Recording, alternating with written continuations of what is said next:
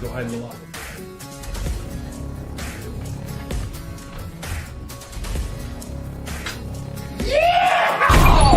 I'm here to collect Mr. Hawthorne's rent! Shut that squeal! Before I get you fucking squeal now! Christ almighty!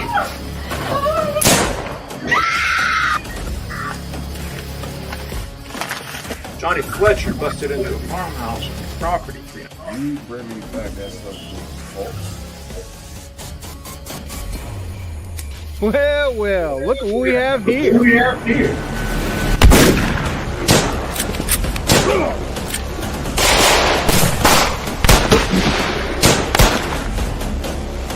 don't kill me.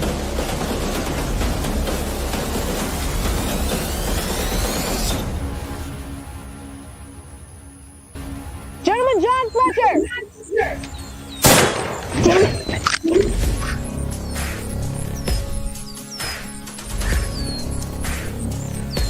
Johnny Fletcher! Don't let me chase you!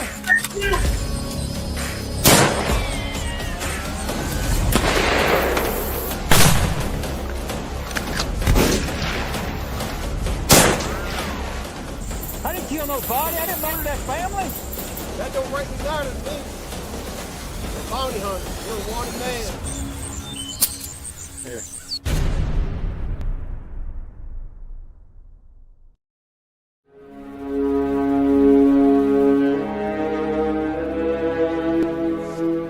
Out of the night that covers me, black is the pit from pole to pole.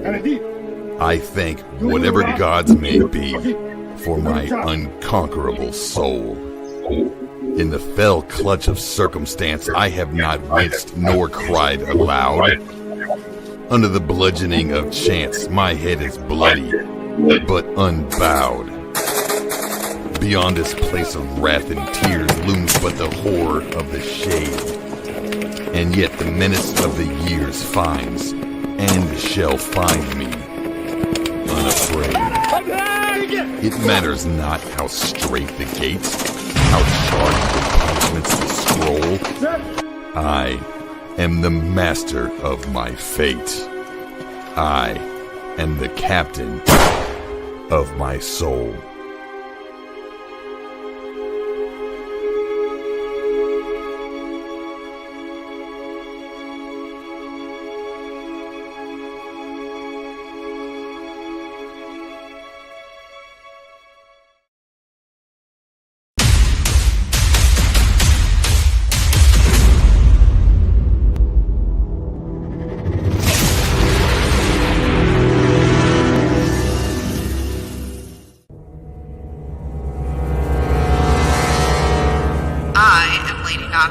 Stand down and no one has to die today. This only ends one way. They'll kill you all. Why not take your chances in a prison cell? Alright, I'm coming out. My lord, I have a report. Speak. Our latest assassination attempt on Lady Nocturne has failed.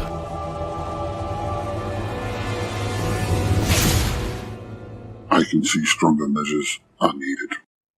Begin phase 2.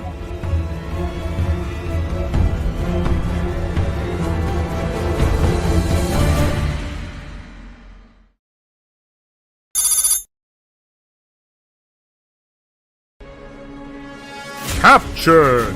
The notorious Lady Nocturne has been brought in through the valiant efforts of the Void Cobras. Get on the damn bird. Prisoner, take 5 steps, then stop and turn to your right. But the pirates of Velix Mortis are far from defeated. My lord, I have a report. Let's cut to the chase, since we both know that this isn't a social call and you didn't come here to waste time. Fine. High Command is gambling that the attempt on your life by your so-called friends has made you willing to cooperate. Am I wasting my time now? What fate will befall the disgraced former pirate? The Minotaur sends his regards, traitor.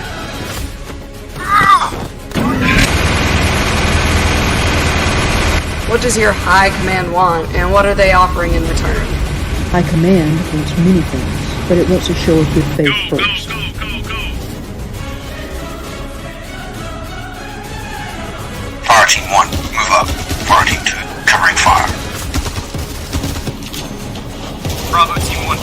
Bravo 2, give us support.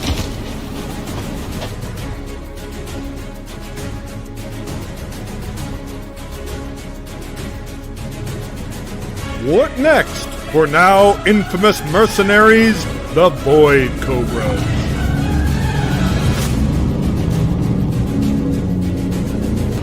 I want every last pirate I used to run with dead. I don't want to be watching over my shoulder every hour of every day.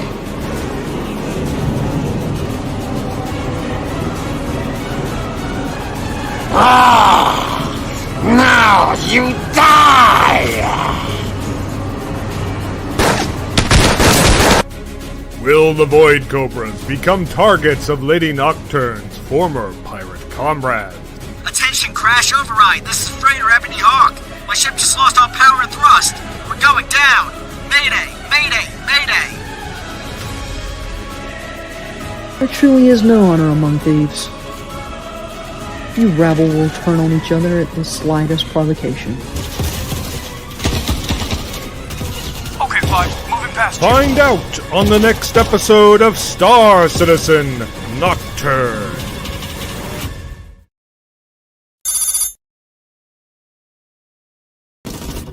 Jameson, you copy?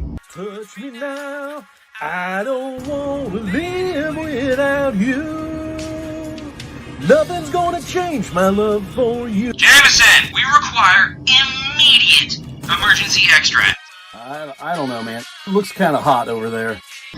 Of interest in my life today, it's...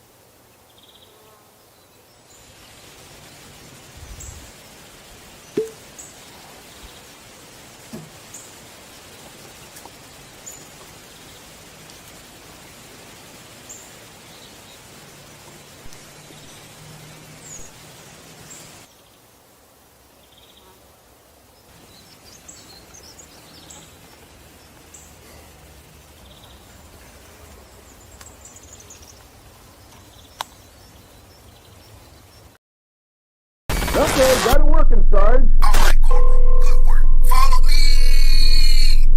Y'all remember what Sarge said? Stay together, keep comms clear, and heads on the swivel.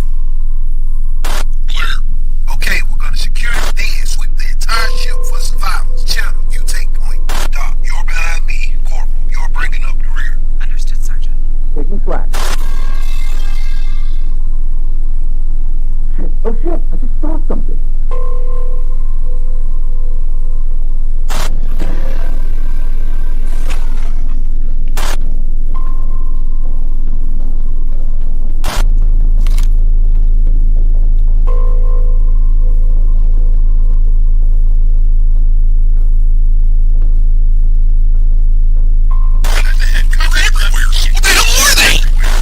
god, oh my god! Get the hell out of here! Get him off me, get him off me, get him off me! They're getting in my armor! Ah!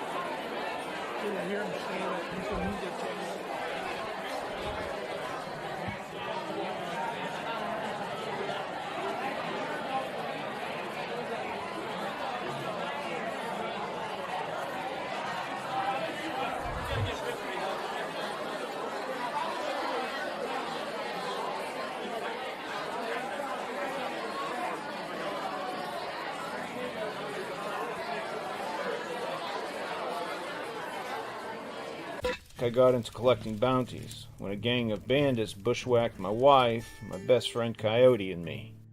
Meet the Jones brothers. To take a look at the situation in which you find yourself. That's Joshua. It's gonna have real bad. What's the Indian word for Next to him is Rufus the Doofus. Heck, I don't know. You're just trying to make me look dumb. All right, I want to Next see to rifles him is on the Lyman. ground. Remember those faces. And 6. You'll see him again. 8 hands praising Jesus.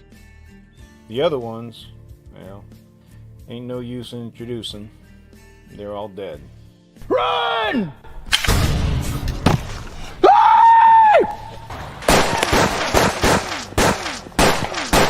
Obadiah, get the saddlebags! I got I later discovered the Jones brothers were all wanted men. Figured I might as well get paid for taking my revenge. Man, we still wanted for justice. The post is still on the wall? So I hunted down the ones we didn't kill. Lyman, he sang like a bird. Rufus and Joshua were smuggling contraband down the river.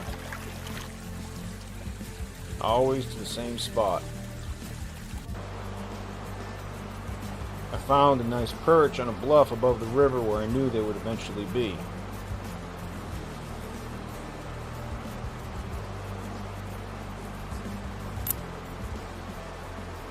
During the war, I was a sharpshooter. Coyote's Whitworth came in handy.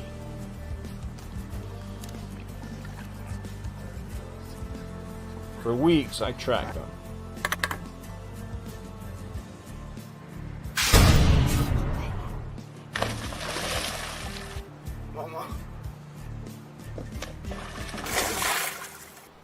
Then I killed them.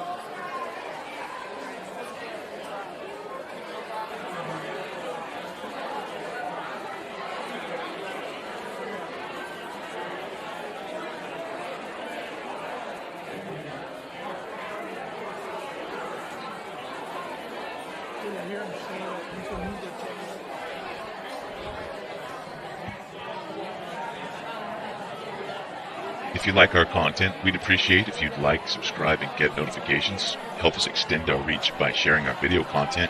And if you want to help us beat the algorithm, also leave us a comment on some of our videos.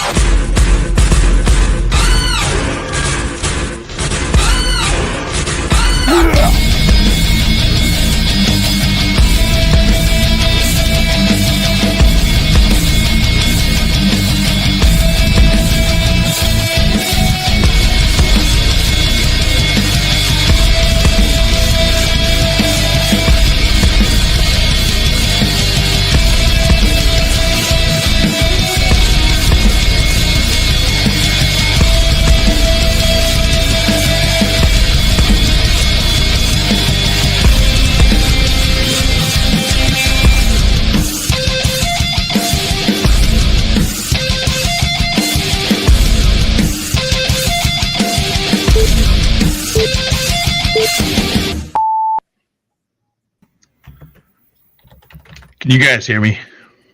Yeah. Okay. Thank fucking Christ. Oh my God.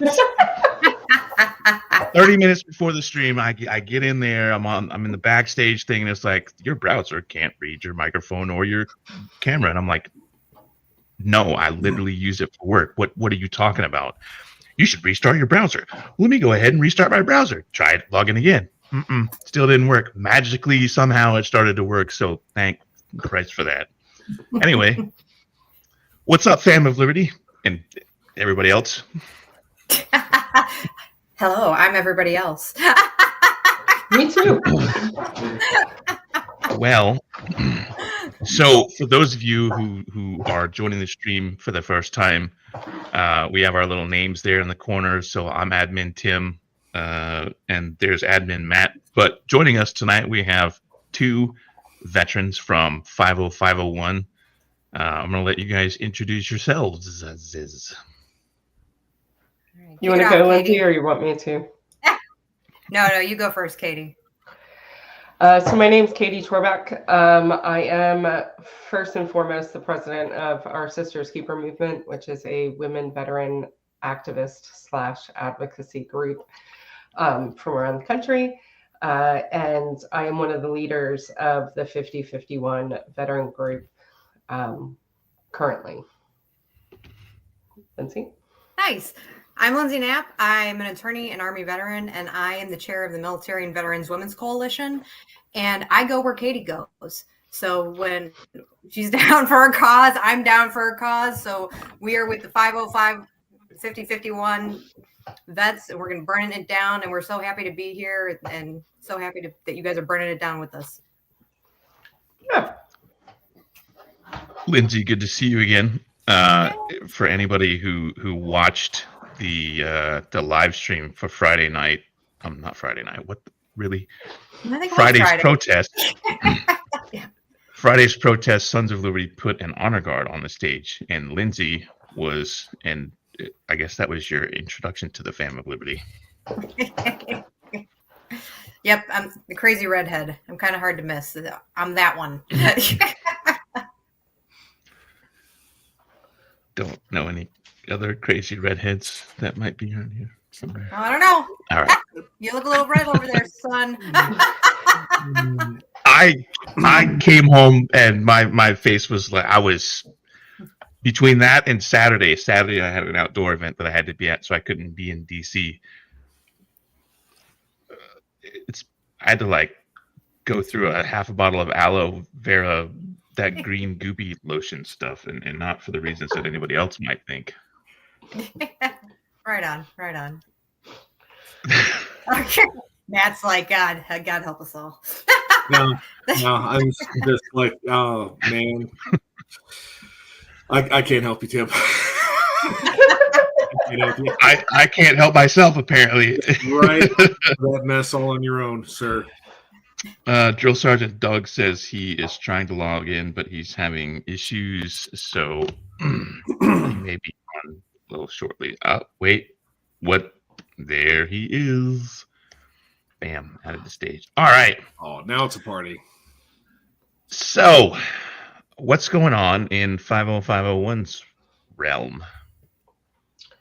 5051 is a decentralized national movement, right? That popped up on Reddit originally because I'm a Redditor. If you know anything about Reddit, it's a community.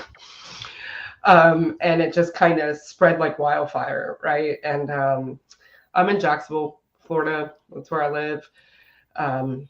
Florida's a super red state, so we're always down to protest. And then I was like, hey, this is a good place for veterans, considering what's going on, right now in the VA and other just issues with active duty as well.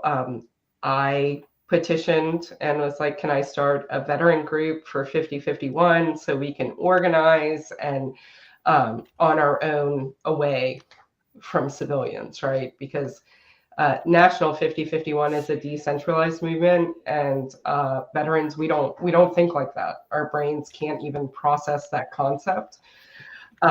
So we're organizing in our own little way. 6/6 is our next call to action, D-Day.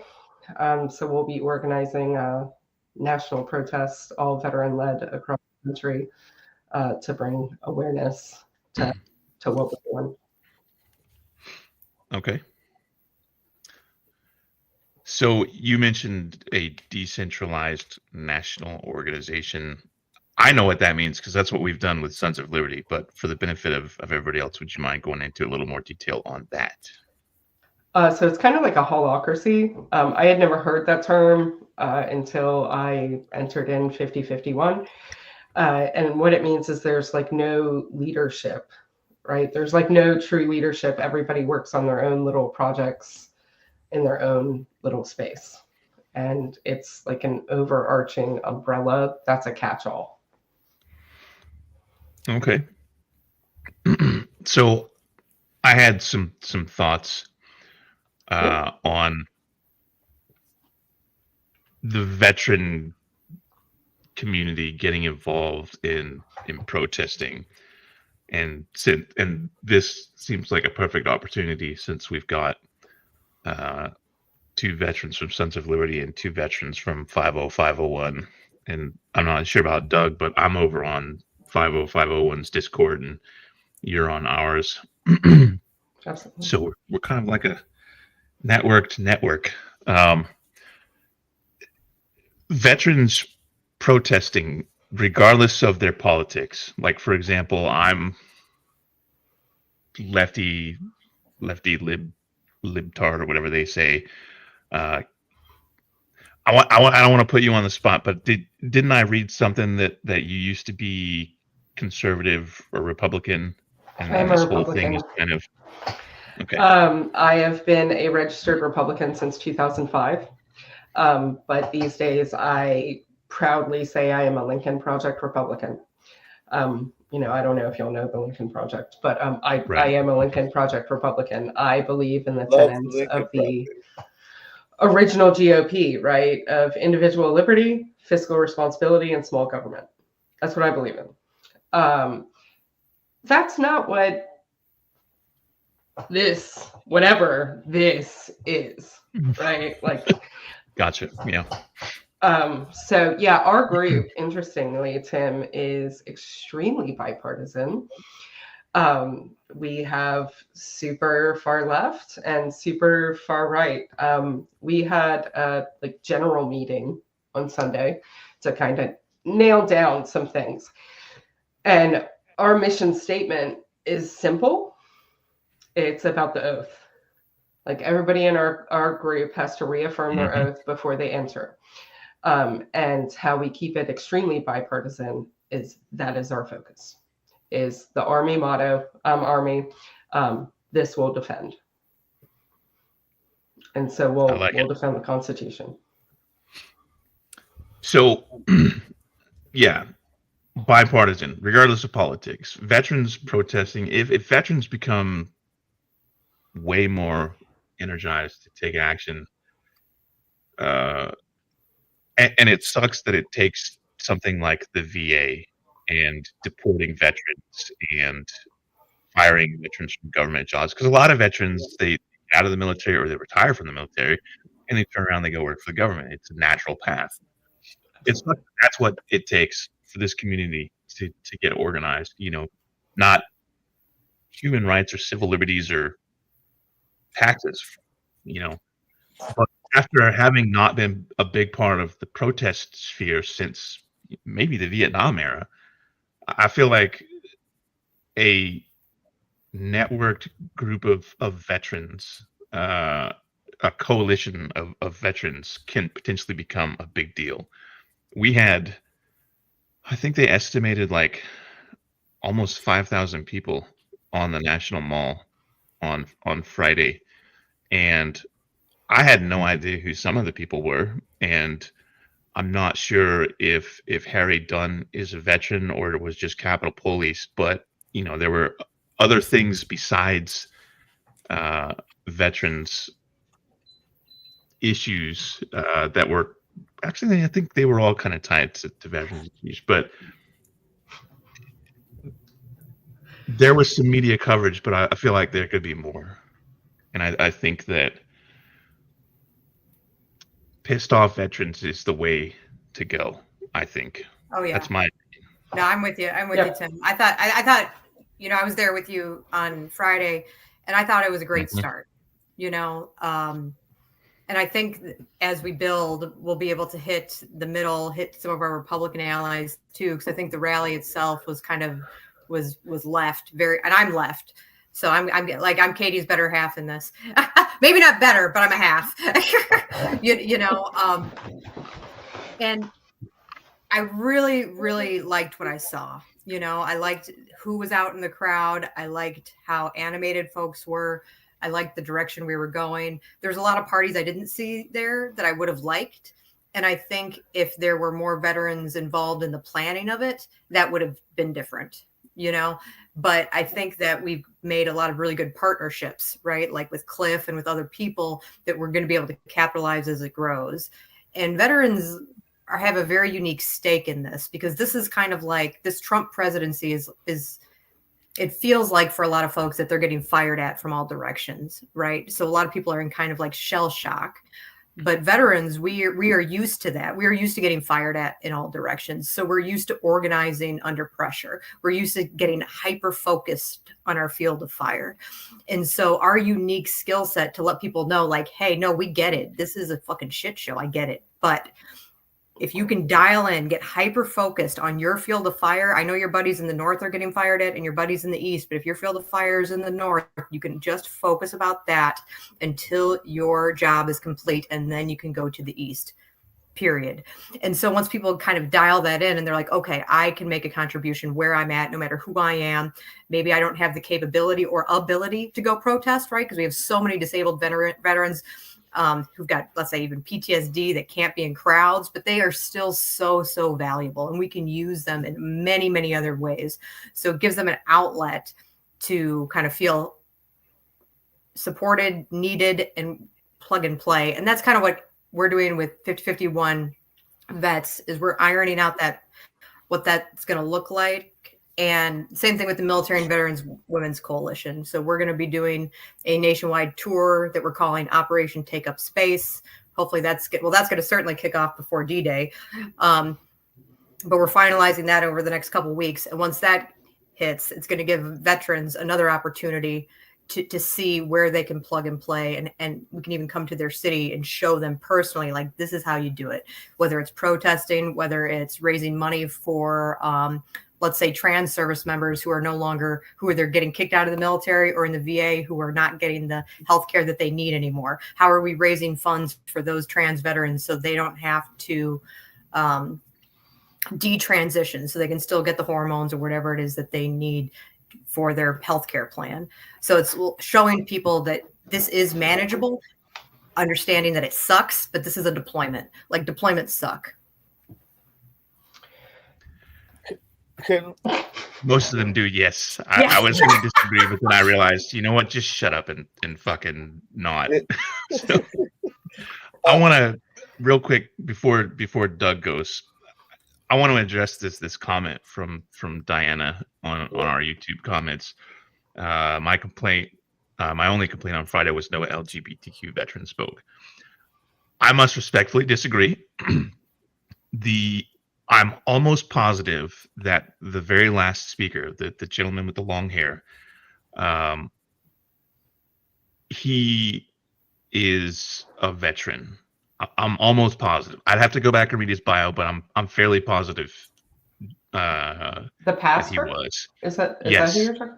I watched the live stream. I took a picture of Lindsay and sent it to her. I was like, and he, I mean, you can tell he self-identifies as gay. So also,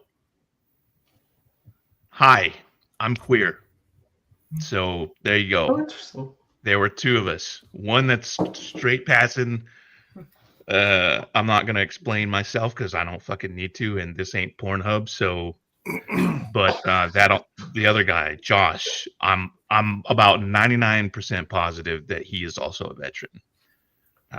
So there is that. So yes, there was that representation.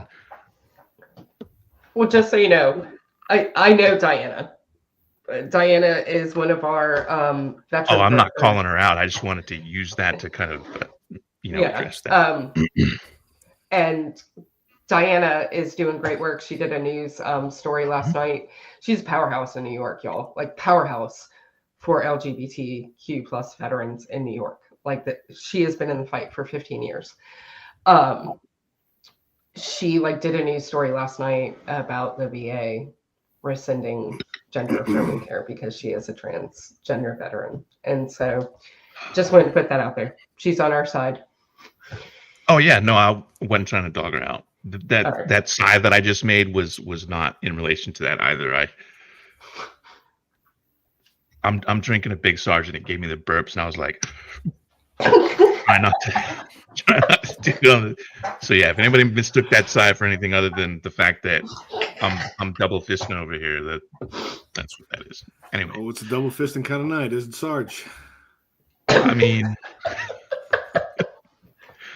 so the other thing that I wanted to bring up is, and I just got off the phone with a gentleman who's a reporter out in San Francisco, I believe.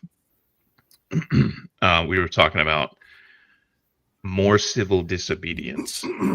And by that, I don't mean going out and, wrecking the place. I mean, sit-ins, as an example, is something that we brought up. And the 21st century suffragettes who are currently rating our live stream comments went to a town hall with some peckerhead politician, Republican, I think he was, and basically just started shouting "No Kings," and he kind of rage quit. We need more of that. And I need people to understand that the civil rights era, the civil rights struggle in this country has been so sanitized because we have an aversion to violence, whether it's being directed at us or we are the ones directing it. This is, and a caveat, this is not a call for violence. I'm just saying that a lot of people think that the civil rights movement was a bunch of people going out holding hands and singing "All We're Saying Is Give Peace a Chance" and "Kumbaya" and stuff, and that's not what happened at all. People got the shit beat out of them. People were killed. There was a lot of blood that was shed, and the vast majority of it was shed by the people in that struggle, not the man, so to speak. So I think that the veteran community has an opportunity here to lead that struggle because, as somebody said in the comments, veterans kind of give things more gravitas. When a veteran is attached to a thing, it immediately gives it a little more legitimacy, and not because we're special snowflakes. Or in this country, after learning the lessons of treating Vietnam veterans like shit, we started to lionize our veteran community again. So, you know, it's a reflexive action from a lot of people, even if they disagree with the fact that we invaded Iraq, for example. And a lot of veterans feel that way too, that this was not justified. People still say, but you served, thank you for your service, et cetera, et cetera. Except for the MAGA people. Now they're just like, fuck you guys. If you don't support Trump, you're a cuck or whatever. I don't know what to fucking say. So with civil disobedience, I feel, and this is just my opinion that I'm throwing out there, I feel like our tribe, which is used to deployments and hardship and the possibility that we may have to, you know, endure some rowdiness that we didn't necessarily start, is in a prime position where we can step into that gap between the civil rights warriors who endured beatings and dogs and hoses and jail and getting their teeth knocked out by an Alabama lie detector versus the people today. And I don't want to you know, draw parallels to like Black Bloc and Antifa and you know, throwing bricks through windows and shit. I don't mean that. I mean the peaceful protests that everybody else has been doing lately. I think we need to be more disobedient. What do you guys think? I don't think we're ready, if I'm being You don't honest. think we're ready? Well, so this is the thing. So like, Okay. you know, I'm outside of Fort Bragg and I run an LGBTQ resource center in Sanford, North Carolina. And so I get death threats and protested by the Proud Boys on the regular. All right. Like I've had one of them convicted of those death threats. So the KKK and these people show up to my place of business and when I hold events and protests and counter protests, I train my people very, very well. So I'm not saying that we shouldn't do civil disobedience, but I think we need to be very strategic about training people, particularly veterans, how to not lose their cool and how to really understand how to handle, because what like the Proud Boys, and that's one thing that we were really lucky with on Friday is that we didn't have any counter protesters. If we had any counter protesters, it would have gotten probably pretty ugly pretty fast. So one thing Dr. King did in the civil rights movement, and that they did John Lewis all throughout, was they trained everybody how to do civil disobedience. So I think if people like us take the lead, and that's part of Operation Take Up Space and part of the work that Katie and I are doing, and I'm sure probably part of the work that you're doing, once we train folks, absolutely, veterans are so ripe to be able to take that lead. But they really have to understand the role, right? The rules of engagement to make sure that we are doing it. And because the second we do it, you know, with force, so to speak, they're going to come twice as hard for us. Right.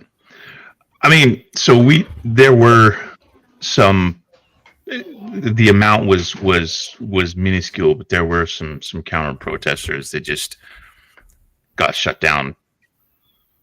Actually, fun story. The guy that I wrote up from North Carolina with was kind of in charge of the on the site security element that we were providing, and he had to basically go protect the one of the MAGA people that got confronted by, ironically, a bunch of Korea and Vietnam veterans.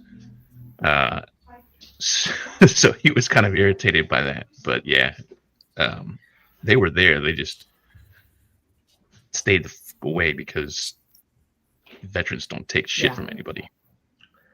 I think that's right. Yeah, I mean, a veteran will punch somebody without thinking about it quite often. And that's where I agree with you 100%. Yeah. We definitely need to be careful there because I'm confrontational as fuck, but I also realize that I can't be out there, you know, like you got to bring it to me first, and then I'm going to say thank you. I think I'd have to agree, right? It's like, I'm completely down with civil disobedience, right? Like I am down for sit-ins. I am down for a 1 million man march of veterans in Washington. It's the wildest idea I've ever had, but I want to push for it in November. Have a 1 million man veteran march in DC. But we do have to be trained. I'm quick tempered. Lindsey knows this. Like I am very quick tempered. And like Tim, you're on my personal Facebook page. Like I argue with people for like days, right? Because I am a veteran and I don't quit. And if I know I'm right, right? Like there's a saying someone said to me, would you rather be happy or right? I'd rather be right. Fuck happiness. I'd rather be right. So interestingly, how me and Lindsey know each other, and how we've known each other for about 5 years now. Our organization stood up protests in 2020 and 2021.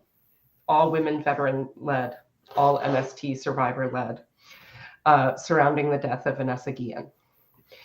And the Military Women's Coalition took the lead on legislation, on things like that. Our organization was like the protesting arm, right? Like, because that's my weirdly niche thing, is I am very good at this. So we came up with an SOP, like, and we still have it, and we're using it in 5051s to activate veterans around the country again.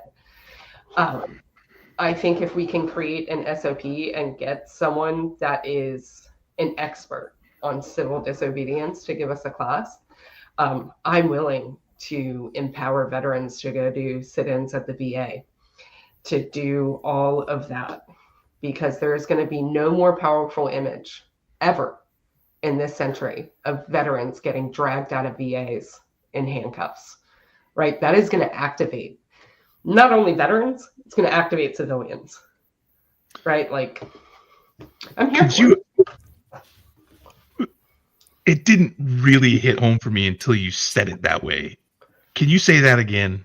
Just the part about veterans getting... Yeah. The most important picture that of this century is going to be veterans getting drug out of VAs in handcuffs for sit-ins until everything is restored. Right? The cuts, all of it, right? Like the erasure of history. Like, we as veterans need to activate, and we need to do sit-ins in weird places. Because it's going to give, you were talking earlier about like no national coverage, right? It's one of our things too. It's like, man, I organize on a local, state, and national level. And I'm like, why isn't the news covering this? There's tens of thousands of people protesting. Yep. Every national news syndicate will pick up veterans getting drug out of VAs in handcuffs. Everyone. So if there's somebody in the comments that knows a civil disobedience teacher, come find me. I am here to organize it. I am here to push it. Yeah, like, let's do it. But we have to be trained, right? Because absolutely. I know when you look back on the civil rights era and there's people getting hit with bats, and I live in Jacksonville, Florida. Like I said, we had Axe Handle Sunday where they like literally beat people with axe handles in downtown Jacksonville, Florida. I currently don't have the skill set or the training for my PTSD not to snap and for me to like get extremely violent very quick. And I know that. I know that about myself, and most of the veteran community would agree. Like, we're all like that, right? So let's get trained. But absolutely, let's go do sit-ins at the VA. So one of the people who spoke at the rally was Susan Schnall. I may be mispronouncing that. And Susan, if you're out there and you watch this and I mispronounce it, I apologize. Susan was the Vietnam veteran nurse who got a dishonorable discharge for protesting the Vietnam War. And I feel like my cat is going insane behind me, Mikey. I feel like people from that civil rights struggle that engaged in civil disobedience would be perfect to step up and say, hey, here's what we did. Especially because there's not a lot of widely distributed materials about what types of civil disobedience there were. We see pictures of the aftermath, like the Selma Bridge, where people got clubbed and dogs were set upon them and fire hoses and things like that. But what other things did they do? Like, that is an area where I am woefully undereducated, and I'm kind of embarrassed to admit it, but there it is. Well, you have to think back on the era, right? So they did the boycott of the buses, which inevitably probably led to the murder of MLK, was that boycott. So they did economic boycotts, they did sit-ins, they did marches. They did all of the things that are happening right now in the country, right? Like, there's economic boycotts going on, there's protesting. We're not at the sit-ins. Right? So, like, let's get there. The sit-ins were different in the sense that they were going to places where they weren't welcome. So they were sitting on the white counters. There were black people sitting on white counters. So the act of sitting in was being arrested. I'm sorry, Doug. I didn't mean to cut you off. You were about to say that. I was gonna say, so that civil disobedience, the disobedience is the part that they honed in on. Going on the bus and sitting in the front seat was the disobedience, right? Going where you were supposed to be in the back, you weren't allowed in the front, right? So that's why that was disobedient.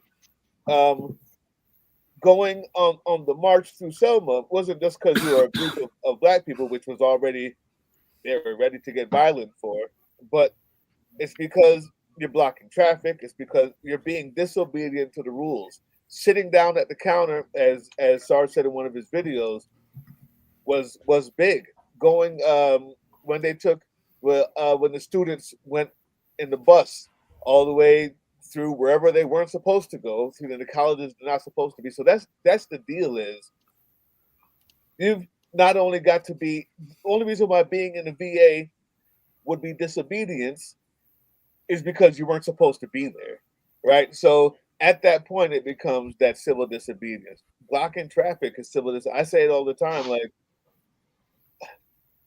what we're doing is preparation for the summertime, getting people ready, because as Chris Goldsmith says, the summertime is March time because it's cold now. We're getting people ready in small amounts. One boycott here, one boycott there, one march here, one march there, and it's every day.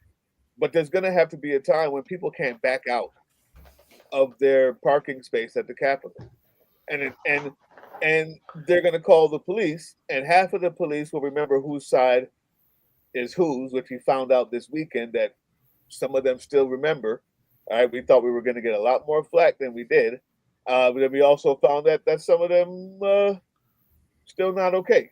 So when they call for those police, some of them not going to come, but then some of them will. And when a congressperson can't back out of their space, at that point is when we'll those cameras are going to come, and for one of two reasons: because they can't back out and they have money, or because something got violent to take us to make sure we backed out. Right? When people start handcuffing themselves to the gate around the White House, the minute one comes out, it's going to be tough. But in order to get people ready for that, to do that, is that training we were talking about. Like, it's not easy. It's not easy. Marching is marching and protesting right now is constitutionally available to us. The disobedient part is doing the things that the law says you can't do, but it's right by human law, by God's law, by natural law. There's no reason why I can't sit here besides your law, right? But that's not real to me. There's no reason why I can't block this street besides a law that says I can't block this street. But in all actuality, we're going to do that until somebody gets arrested, until somebody gets a water hose put on them. And so, like, remembering that part of it is going to it's tough to teach, but I think that the incremental steps that we're doing until then I'm actually more excited after this weekend that's what we got in March, because in June it's Right. it's coming. Yeah. June is coming, For and sure. they're not going to be able to back out of those parking spaces if we do it right. If we know where we're going for planned civil disobedience, as opposed to just marching, that works too. Protests work on the sidewalks and the roads, but there's places you have to go where you're not allowed, and that's when the man gets mad. That's when the cameras come out, and people have to make a decision: are they okay with this, or are they going to sit back? And that's when the change happened. I would like to ask about, since we're on it, the 6th. You said you guys are doing the Veterans March across. Yeah, so we're organizing for D-Day. We did our general meeting on Sunday for everybody in the group. We all said D-Day was it. So we're starting to organize people around the country towards that date to stand up protests that are veteran led, all on veteran issues, dress right dress across the country. Because I think one of the problems going on right now, like with all of the protests, is that there's just so many issues, right? And so like the intersectionality is great. But the biggest issue is the Constitution being degraded bit by bit. Right. And so that's what we're organizing about. And we're going to talk, we have 5 demands, and we'll bring those up in veteran specific issues, but it's about the Constitution and our oath to it. So if I might jump in and fill in for Admin V, since she's usually our history buff here. The civil rights movement early on, if you read some of the books that have been written about the early histories, they really started out kind of the same way that we have here, with protests and with kind of the general same kind of marches that historically have been done. And one of the reasons they pivoted to the civil disobedience was that the framing of those things, to say they're just a few uppity people and they came here and they're just going to destroy things. It's rioting. It was allowing kind of basically the white national media to frame it in a different way, to change it from the topic that they were protesting about to, oh, look at these badly behaved people of color. And by changing it to be about the very specific things, the sit-ins, the things they were targeting, it changed that narrative. It made it harder for them to spin that. Then when invariably there was the very violent backlash, that was on the TV. That was getting the national news. And for once, most of America had to deal with the reality that this was how people were being treated. It was one thing to hear someone say something about it, but to see it on their TV, in their living room, night after night, that brought it home. That changed this country. And it's on us to find a way. Maybe it is through sentence. Maybe it's through going to the VA and flooding it. But we have to change that narrative. We cannot be simply marches that are a conglomerate of various different causes. It was one thing to see everybody come together, but my one detraction on like the January 18th march was that we had so many different factions, and not all of which got along with each other. And for the most part, everybody was focused on the main thing. But I could see those points of friction. And if we're going to get everybody on the same page, we got to be focused like a blinded horse. We got to be on the, let's say, key 5 points that we have got to get done. Now, I don't know exactly what those are. Different people have different priorities, etc. But if we allow it to just meander off, we bleed energy.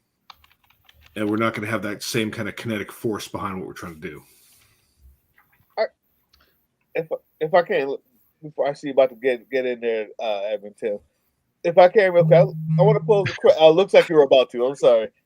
I want to pose a question to Katie and Lindsey here. And I don't mean it to be controversial. It will be, though. And I want to relate it to the whole El Salvador thing going on right now. Now, we've seen people get disappeared, just disappeared. Their names taken off a list from whatever detention center they were at. Mothers don't know what happens to their sons. They're gone, put on a plane, sent somewhere, and then there's videos of them being marched in a different country that they've never set foot in. And the first thing the White House puts out is a closing time sing-song video with people in chains being marched out, and it says, "You gotta get out of here, yippee." The dehumanization, Absolutely. the dehumanization of these people is so far gone that if somebody saw them getting eaten by dogs and shot with fire hoses, I don't think enough people would care. I don't think enough people, like it did back in the day, with that, right? With the civil rights movement, and unfortunately, the dehumanization of trans people and gay people and people of color. Even though because we have more percentage, we have a better chance of making that change. I think the dehumanization of all of the groups that we're talking about have been so thorough that the only ones left that haven't been dehumanized enough to really make that change is the veterans. There's still enough people who have, even if they'll talk about it on Facebook, in the back of their minds, there's something that tells them for a long enough time, veterans, wait a minute. You mean the soldiers that I wanted to be when I was 5? You mean G.I. Joe? You mean, right? All the movies, right? You know what I'm saying? Like, I think that's the last holdout.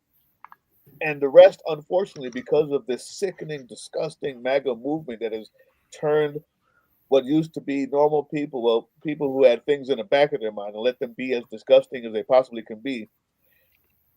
If it happened to gay people, there'd be another video with another song of them getting beat up and MAGA people cheering to be like their friends. I think the veterans community might be that last holdout. Do you agree? Am I being ridiculous? Is it too? No, I 100% agree. And I'll take it one further, right? So, in order for Trump's plan to work, he needs the military and he needs veterans. Somebody's got to fight this war for him, okay? But there's not going to. But this is the thing: like, there's not going to be those people. So I agree with you, Doug, 100%. And that's why I think that veterans are very uniquely positioned, not just because of our skill set, but because for whatever prestige that we have. Socially. Yep. Right. So, but absolutely. So, like, we're able to, even veterans that don't like one another still stand with each other. You know, and that's one thing that I really, that is separates us maybe from other people. Right. Maybe like in the South, if you've got, we got people bickering about this or that, like a veteran has come from all over the country and we love each other. You know what I'm saying? Like the only people that can make fun of us is us. Anybody else comes, like I'm Army. If I make fun of Air Force, I'll do it all fucking day. But if somebody comes and makes fun of my Air Force buddy, I'm taking their kneecap. You know what I'm saying? I'm like, you don't get to do that. We can do it. I get to do you that. You can't, outsider. Okay. I will shit talk the Coast Guard all day, every day. But I had a Coast Guard roommate after I got out when I was working at a video game company, and that guy was cool as fuck. Nobody else can make fun of him though. Just me. Yeah. And other pets, I think also there's like a lot of. I'm sorry, Katie. I didn't mean to cut you off. There's a lot of flag officers coming together. So I think once we start to build this base up, we're going to see folks like Mattis speaking more publicly. You know what I'm saying? Like Mattis and Milley have already been public that dump Trump, right? Like they can't stand him. So as things start to escalate, what I think is happening more or less is some of these more prominent leaders that we need in the game. They're waiting us to set so they can spike. So I think we are doing an excellent job laying the groundwork. Once they see enough groundswell, then they're going to spike. And nobody's going to go against Mad Dog. Like Mad Dog is going to come out at some point. Like there's no way he wouldn't. We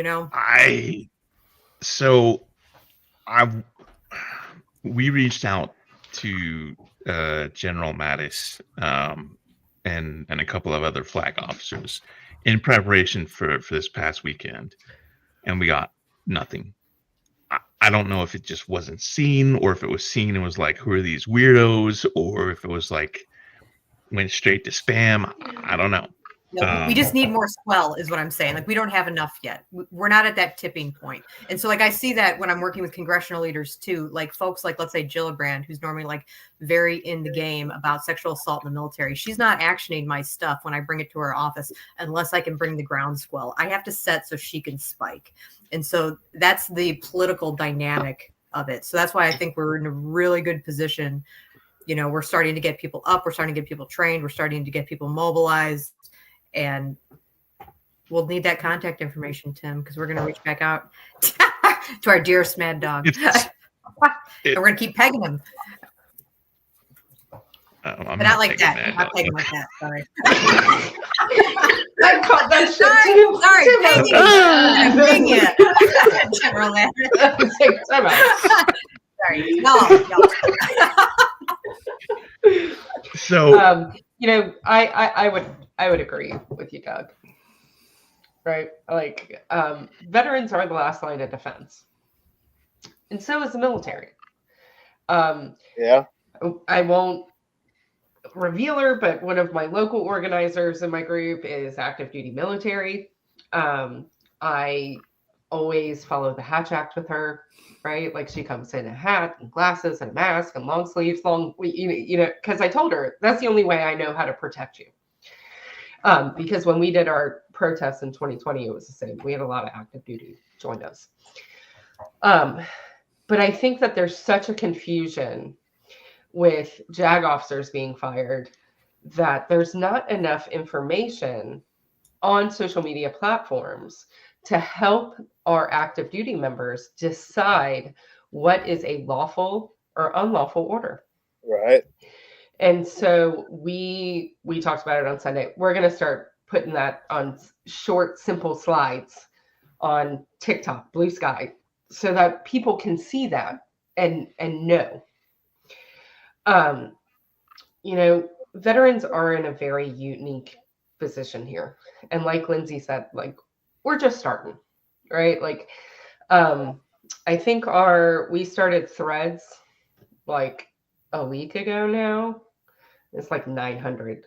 We put up an IG and it's up to like 600, right? So it's just like, it's growing. But what we do need are large veteran organizations to get on board. I know the laws as it comes to 501c3s. I know them very well. And I can argue with people that you can do advocacy work. And since we are working on VA issues, it's considered advocacy from a legal standpoint. So one of our first calls to action that we're doing is sending letters as 5051 vets with, you know, like, I'd love y'all's logo on the letter. My logo will be on the letter, our Sisters Keeper movement, and Lindsey's coalition logo will be on it. Sent to the big five: DAV, IAVA, VFW, the American Legion, and the Vietnam Veterans of America. Either you join us or you tell us why not. I know people at IAVA. I can get that in front of them. They're decision makers. And the reason that this is important is lobbying power, right? Like, I am a policy nerd. That is my, like, autistic skill is policy. And you have to have lobbying power for it. And there's the big five. Now, I love Facebook arguments, and I got in the largest Facebook argument with the Florida Legion, the Florida American Legion, because they had, which I am a member, my father was a lifetime member of, they had posted, you cannot wear Legion stuff to any protests. And I simple comment, funnily enough, during Trump rallies, I saw a bunch of Legion hats. Right. So is this a new policy, or is it only for one sect of the population? Right.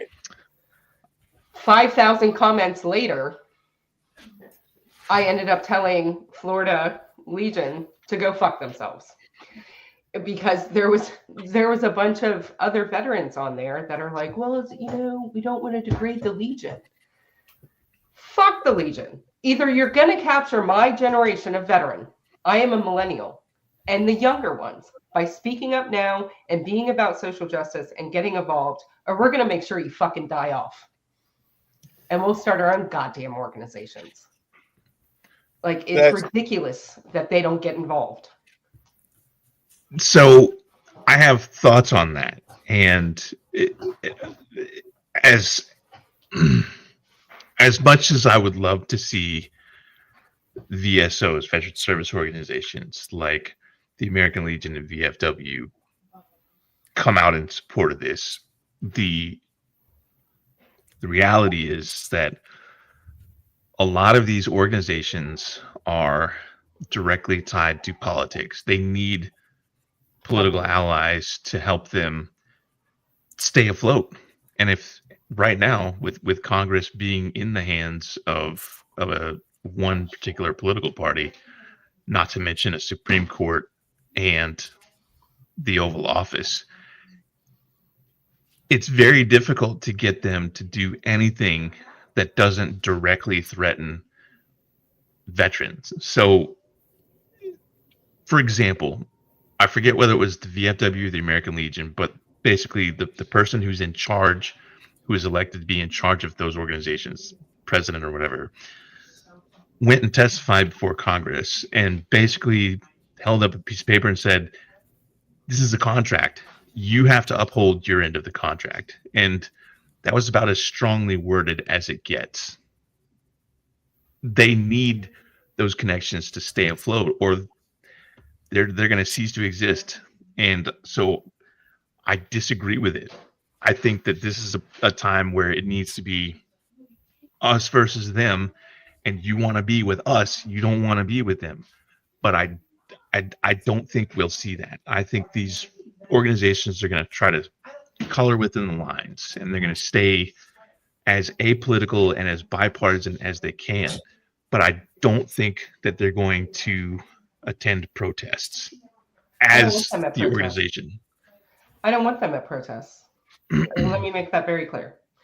I want their lobbying power. They don't have to protest. Absolutely.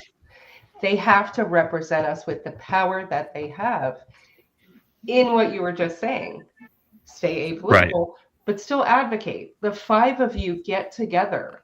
They have immense lobbying power. The Vietnam Veterans of America is why we have the benefits we do today. Is that organization. That's how much lobbying power that organization has. Imagine the 5 of them together advocating while we're protesting. Right? Everybody has a role in the movement. Loss of jobs in the VA, right? In the services that are getting cut. So they're gonna lobby for the things that are, I mean, let's call it low-hanging fruit, if you will. Things that are like gimmies that they should be advocating for anyway. Then what are they doing right now besides saying honor the contract? Like, these things are happening. Yes. There's every indicator that they're going to continue happening. We've already seen 2,400 people fired from the VA, the veteran suicide hotlines, the Arlington National Cemetery getting rid of all of the, if the black guys, that's DEI. The Black Medal of Honor winners only got it because DEI. The code talkers are DEI. Like, are you fucking serious? Code talkers? That's not low hanging fruit. That's like that's a cherry. That's a highly placed cherry. Like,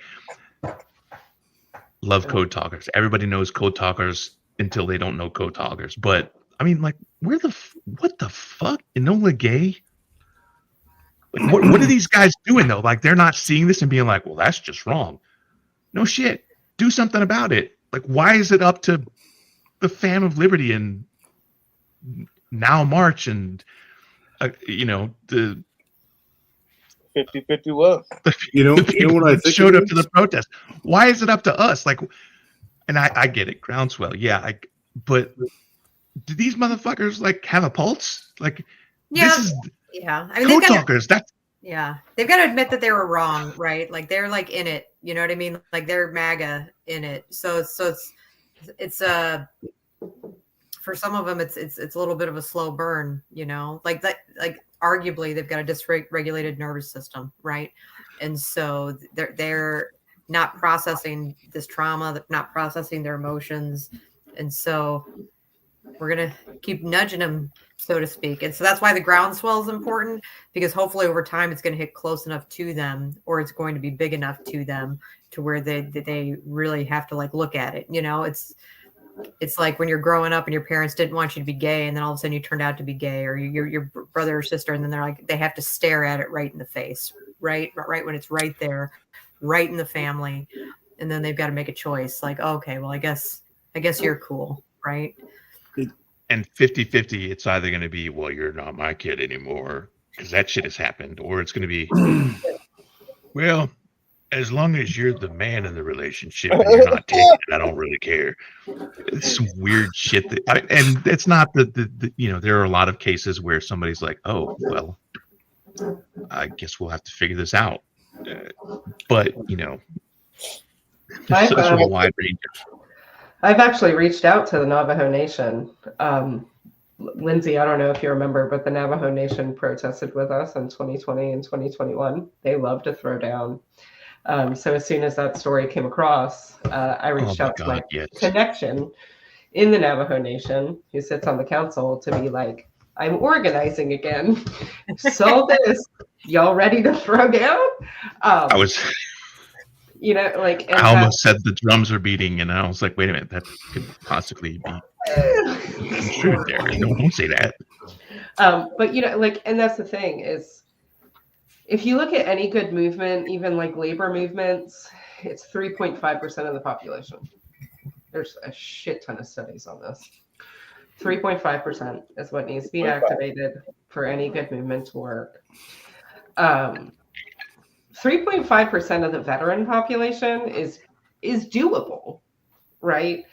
But the problem, and I think what Lindsey was getting at, is if you look at, did you look at like the voter statistics of this last election? 65% of veterans voted for Trump, 35% voted blue. So I'm a numbers person. In theory, we only have to get 16%. Of that 65%, if we can convince 16%, now it's the majority, right? It's 51%. And how we do that is by highlighting things like the code talkers and women. 6888 is about to be erased. I can't say her name. I have a connection at the VA who has provided me with a list. There is a list, fucking exists, of what they plan to delete off of government websites. 6888 is next. That's about probably today or tomorrow will be deleted. Right after the movie comes out, like. Yeah.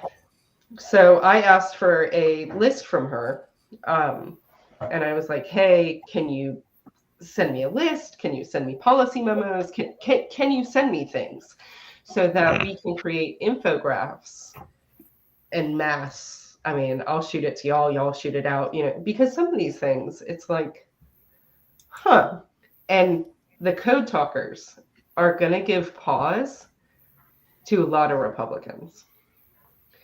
I don't think we'll ever capture the MAGA group, but I think that there's a lot of Republicans like me. Like I take political tests all the time to make sure I'm not a Democrat, but I am center right every time. And I think that there's a lot of people that are center right that don't have a home and probably voted for Trump. And then we're like, well, fuck, it's like the leopards ate my face people. We also have to be able to have a landing place for them, right? We have to get people in fucking red hats to take off the damn red hat and see it for what it is. But their reality right now is not our reality. And that's the fucked up part. How do we fix that?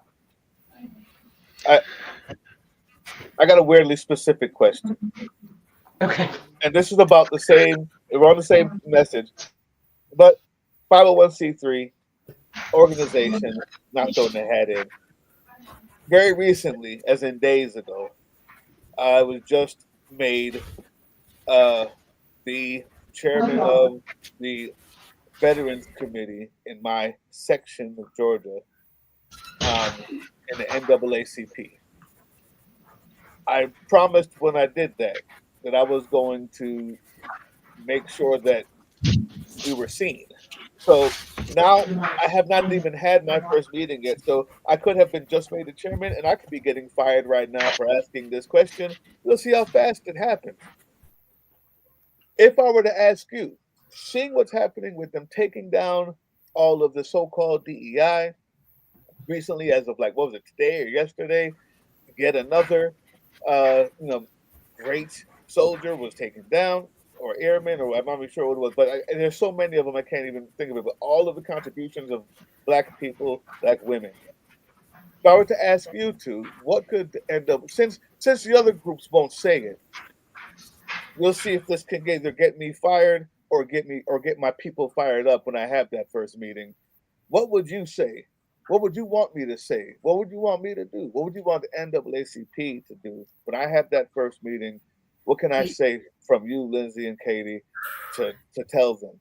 Oh yeah, I say this with respect, but to get off the fucking sidelines, like, because I've tried to engage the NAACP for other issues. Like I had a client, Denisha Montgomery Smith, a Black MP who was assaulted by 4 other MPs and then 21 days later found dead. So I've got a Black MP dead, and I can't engage officially the NAACP to make any kind of statement about why the military has murdered her. Now I can get the NAACP unofficially to say, hey, Lindsey, we got you. That's, we're going to come protest with you and this and that. But my perception of the NAACP is that they're looking for, I don't know, the right thing to jump on. And I'm just not seeing them in the game like I would like to see them in the game, right? Like I'm in North Carolina where Reverend Barber is. Like I need Reverend, and of course he's since stepped down and things like that. But I need these folks who live and breathe the same air that I live and breathe here in North Carolina to come to the plate, So like the NAACP has a moment and they should take it. They shouldn't, and I'm sorry, I'm going on my rant here, but they shouldn't let some fucking white women take it for them. You know what I'm saying? Like I got no business speaking on Black issues. Now I do, because I feel like Black people deserve to have the same rights as I do, but I shouldn't have to, it shouldn't be my face. You know what I'm saying? Like when Denisha was murdered, it shouldn't have been my face. It should have been a familiar face to the Black community that they could look at and be like, yeah, no, that's wrong. But so anyway, sorry for whatever that's worth. No. Like there's such a negative connotation with white women taking the rear, so I'm like, and I get heat for it all the time, like you're a white woman, blah, blah, blah. And I'm like, well, then fucking come with me. Like, come with me. Come with me, please. I will give you the baton. And I would love nothing more than for the NAACP to stand with us and to continue this march. We're in this together. And the NAACP has got not just the resources, but the knowledge base. Like they could be training all of us veterans in civil disobedience. They know, they are in the streets. They know exactly what needs to be done, how to do it, how to mobilize, and how to get this across the finish line. So I'm sorry if I'm getting you fired, but like we are here for it. No, I would have gotten myself back. Take the lead.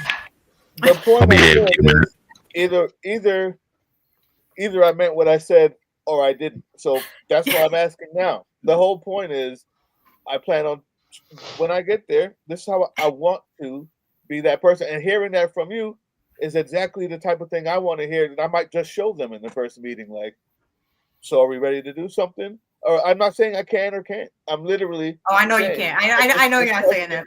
Just tell them otherwise they got to listen to this crazy redhead. Well, the question needed to be asked, and that answer needed to be heard. What say you, Katie? I don't know if Jacksonville, Florida is just a weird place, but the NAACP here protests.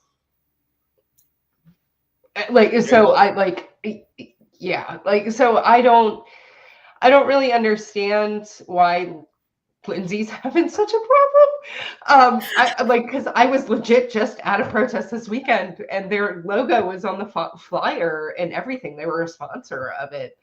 And so I think they want to get involved, right? And if you look at other, like LULAC, I'll use LULAC as an example.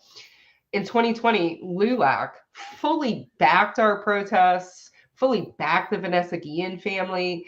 And that push is what helped that family get to the White House, right? The NAACP here is like involved in a lot of local shit, right? Like the biggest protest I've ever had a hand in was BLM 2020. It was 10,000 people in Jacksonville. It was our largest protest ever in the city. They were there. They were there loud and fucking proud, my friend. That tells me so I think about, it's a that tells me leader. a lot about the what do you call it? Like the regionality, the differences. That's good for me to understand that. What about veteran specific stuff, Katie? Did they're very strictly on that, huh? Yeah. My battle buddy, my personal battle buddy, was murdered by her husband on Fort Campbell in 2018. Sorry. After obtaining a restraining order off post. Delivered it to him on a Friday. On a Sunday, he drove on post and shot her in the head. I got a call from, I was out by this point. I got a call from my old first aunt, asked me if I was still in Jacksonville because she was a native. And I was like, yep, I live here. Our local Veterans Council that I sit on tried to keep her name off our wall. She was a young Black girl from the north side of Jacksonville. And that's really when I got wholly involved in veteran activism, was that defining moment. Is a group of old white Vietnam vets were trying to keep a young Black soldier's name off our wall. And Jacksonville's wall is the second largest in the country. I called the NAACP and I was like, hey, this is going to be a weird story, but here it is. And I laid it all out, laid out the guidelines put out by the city, by the council, all of this. Her name's on the wall because the NAACP got involved. And, it was a battle I was willing to take. And I mean, I talk about civil disobedience, right? We talked about this earlier. I told these guys in an open meeting, either you put her name on the wall or I have the time that I am going to look up every name on this wall. And I'm going to find people I don't think should be here. And you're going to catch me on the news with a chisel. Right? That was my defining moment that I was like, if Katie was murdered in anywhere, I went to a private school my entire life. They'd have a Katie Day in Jacksonville. Yeah. But because she was a young Black girl from the north side, and historically our politics are very race-based in this city, they weren't going to do it. So I went to city council, called them racist. That's a fun video. And they pulled me to the side and I instituted a policy with JIA. I changed a lot of policy with the help of the NAACP. They helped me write legislation to get passed in the city to make sure this never happened again. Awesome. Because city council didn't show up to her funeral.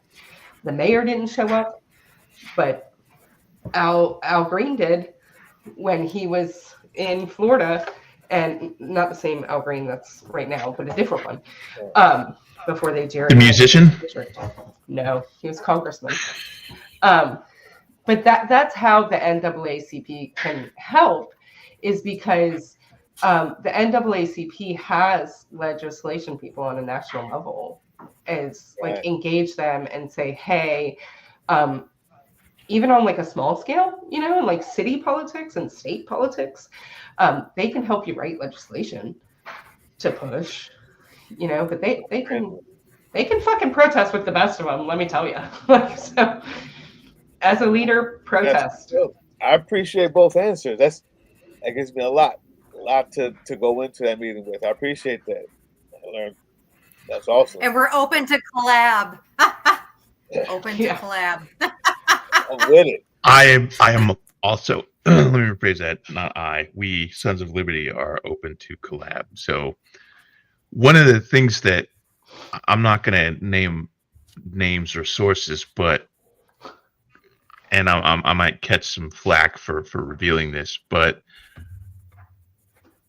in the lead up to this past weekend, the protest, we reached out to a number of different organizations, and we have people on staff in Sons of Liberty, and also just the fam of Liberty, like just the members who don't have any kind of leadership position in the structure, reached out to try to Mikey, cut it out, to expand our network and to get other organizations involved. And one of the people from Common Defense basically said something to the effect of, we know all the major players in the veteran community, and we don't know who's running this thing, so we don't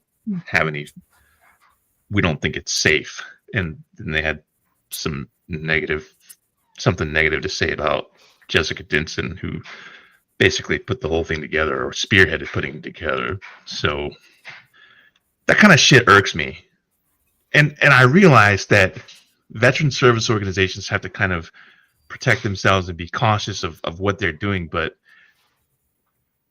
if veterans, one of the things, all right, so backstory is I'm an indie filmmaker. My indie film company is Bravo Whiskey Charlie Films. I like to do veteran focused shit. I have veterans on my cast and in my crew if I can help it. So I did a thing about Afghan war veterans, and about 87% of the people in the cast or the crew were veterans, or they were still actively serving. I did a crowdfunding campaign and ran it through all these different spaces. And I'm like, hey, Afghan vets and Afghan OEF, OIF veterans, making a film about OEF veterans. Subtopic is going to be PTSD. And everybody's like, oh, that sounds really cool, but then they didn't fucking support it. So where I'm going with this is everybody wants to support veterans until it's time to support veterans. Me personally, you tell me that a veteran needs assistance, and I'm gonna look at it and be like, this dude's not a fucking Nazi, right? And then I'm fucking all in. I'm gonna go help that guy, because if I needed help, I would want that motherfucker in my corner, as long as he's not a raging douchebag or a Nazi, because then he's gonna get knocked the fuck out. But that shit pisses me off so fucking badly. 0.45% of the population has served in the military. 0.45, not 1%, not 4.5, 0.45. Less than a half of 1% of people alive today served in the military. That is a fucking tiny fragment of this population. And everybody who served knows, and even people who didn't serve know, that our tribe is diverse. Even if they're not out, we still have gay people, we have trans people, but aside from that, you have white people, black people, Asian people, Hispanic people, Latin people, you have Muslims, you have Christians, you have Jews, you have atheists, you have fucking Wicca people. No offense, fucking Wicca people. Anyway, it's a huge microcosm within the military, and it's still 0.45% of the population. So when veterans need help, go fucking help them. God damn. Why? Like, our tribe is almost as bad as the left in eating itself. It's like, what? You got your DD-214 and you're like, fuck everybody else? That's what I'm seeing from MAGA. The rest of us don't need to be like that. Help veterans fight, period. Or 0.45, I don't know. Anyway. coalition building is it's important, right? So we reached out to Common Defense. I sat in on their meeting, I don't know, like a week and a half ago. And I think we'll be able to partner with them in a coalition. Because I sent an email. I was like, hey, president of our Sisters Keeper movement on the leadership team of 5051. We want to collab and build coalition. And I mean, they responded. They were like, yeah, we'd love to build coalition. I think, though, from what I can tell, and Lindsey, I'd like for you to speak on this. When I was doing all the stuff I was doing in 2020 and 2021, the advocacy space for veterans is a strange place. It's so like Popular Girl, and Mean Girls, and I don't want to fucking work with your organization. And here's the thing, like back then, and I already told my board is probably live watching this. I'm gonna reiterate this. Y'all voted on it. Just be sure.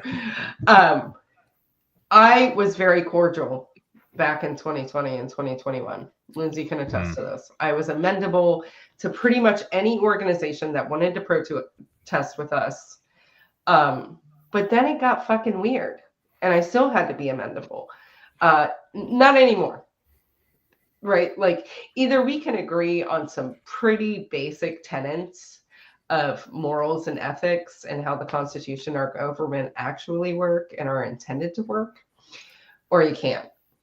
And if you can't, then I don't fucking need you. Right? I will build a coalition of veteran organizations on a small scale. Right? And that's what I told 5051 vets on our Discord, talking about organizing. Like, oh, well, I've reached out to these large organizations. Fuck large organizations. Go to the small organizations local to your city that do veteran advocacy and ask them. Right? Like, that's the thing, is like the veteran advocacy space is fucking strange, my friend. And Lindsey can attest to that, because she has to deal with all sorts of women veteran organizations on the coalition and the personalities that come with it. But it is a weird space, and I'm with you, Tim. Like, if you're not going to help, get the fuck out of the way, right? Nobody's coming to save us. Nobody. Right. Like, veterans have to save themselves. And if you're not going to be on board, at least don't stand in our way. I feel like I've heard somebody say that nobody's coming to save us before. I don't. Yeah, the thing I like to say is that some people want to fix the problem and some people want to stay in power. Because you got to understand that any kind of service organization, especially when they get big enough, they've got to have a problem to fix. And otherwise they're going to work themselves out of a job. And also, if they're a big enough organization, they need to be able to take the victory lap. So that's the problem that I have sometimes, is if, particularly if it's a client of mine, like I'm an attorney representing someone, so I'm bringing an issue to an organization to get behind, they won't get behind it unless they can then take that representation away so they can take the victory lap on that client. So how I do that with these other larger organizations is I do two things. I have like a sign-on letter that's like very just like, these are our demands. Do you sign on it or not? Again, let them say yes or no. I invite them to all my events, yes or no. And when the media or whomever asks, where is X, Y, and Z? Where? I don't know. I invited them. Because I like what Cliff said, on this weekend. It was like, we can just do things, so I don't care who burp the baby. And if that's going to be us, we're going to burp the baby. And I like people like us, Katie, and everybody in this room are like folks that we're not looking for the glory. We're just looking to fix the problem. And I mean, like, that was the problem, right? Is like, even when we were putting out flyers, man, it was like, I want my logo here, right? I don't give a fuck where your logo is. I just need you to show up to the fucking protest. Like, I don't give a fuck about your logo. I don't give a fuck about our logo. Like, just show up. It's like, yeah, but we still invite them. Yeah. We still invite them. Yeah. I give them the option. I don't ever exclude them because I want them to come to the party. But when push comes to shove, they're going to have to be the ones that explain why they didn't come to the party, because we are going to be ultimately, I believe, the ones that get this across the finish line, because we're the ones in the arena getting our ass kicked, so to speak. Right? Pretty much. Business. Still a business. Doug, I think your camera died again. No, I turned it off because I'm here trying to not be sick on camera, so everybody can be grossed out. All right, fair. All right, so ouch, I just kicked the shit out of my chair with my bare heel. Oh. Am I the only one not having problems at the moment? I'm just sitting here chilling. I don't know. I read something in the private chat about your Doug farting or something. Yeah, he is. He got some meat treats, and the meat treats are adding an ambiance to the room behind me. All right, so he's all just sitting up there, laying all peaceful, like just every now and then. Hypothetically speaking, to circle back to something that we were talking about earlier, civil disobedience training. Yeah. Let's say that we found some subject matter experts and got some really good advice, and we put together whatever, like a material or something. What is the best way to do this? Like, let's, as veterans, we all, and I believe every single person in this stream except for Matt is an Army veteran. So when I say task conditions and standards, yes, you're instinctively probably going to understand what I just said and what that means. And for everybody else that's watching, just stay with me. So task conditions and standards, but how do we distribute that to the masses? How do we give blocks of instructions? How do we do sergeant's time for these people? I think you have to have an organization that is willing to have the time to do it. Right? Is that we have veterans all over the country in different time zones. Like I have a full-time job. Like I'm an activist in my off time and at work. Hopefully my boss doesn't watch this. I can hope my bosses aren't. I sent him the link. So Mark, if you're on, I do activism work all day. But the thing is, definitely not like, during work hours. Wink, wink. I'm a builder. I'm building a high school. So. Anyways, we have to have an organization that does this. Like this is their niche thing, and this is part of the coalition building, right? Is you find an organization. I am sure it fucking exists, and none of us know it. That this is their niche, right? Is they teach civil disobedience. That is their niche fucking thing. We get them on board, and you do constant classes where people from all over the country at different times can show up, take the class. But we have to make sure whatever organization does it, or whomever, sends an email at least acknowledging that these people have taken the class, right? Because I don't want a bunch of people being like, oh, I'm all trained up, and then next thing I know, they're punching cops. Right. Like we have to have some form of proof that you've at least done the minimum standard of sitting through this class. I don't necessarily. So we're talking about people potentially, catching charges, and we all know there are left-wing agitators that will show up and start shit just to see what fucking happens. Yes. So I don't necessarily know that I'm gonna say, hey, bare minimum passing standard on this is, your fucking PT test 70. No, I feel it. I think at least at the bare minimum, like, because the 50-51 like standard is a committal to nonviolence, right? Is that they at least have to commit to not fight back, no matter what the fuck happens. Like, you can't fight back. That is true civil disobedience. I mean, Have you there's had anybody pictures out fuck there that? of like black women punching cops, and I'm fucking here for it. Trust me. But if we're gonna do it on a larger scale, then there has to at least be that should be the standard, is a committal to not fight back, or it's not going to work, and we're going to be, scorned on national news as veterans starting riots. Like that's not the fucking press we need. Bonus Army is back, but now they've got guns, electric boogaloo. And then something else to keep in mind too is that a stated goal by various Trump acolytes is to rile up enough people to get enough violence in the streets to justify a crackdown. The Insurrection Act. Right. So that he can pull out the stops, deputize his Proud Boy thugs, and just go to town. And apparently deport all of us to El Salvador, because that weirdly has become his new fetish. I would love for the fucking Proud Boys to be deputized, because I would absolutely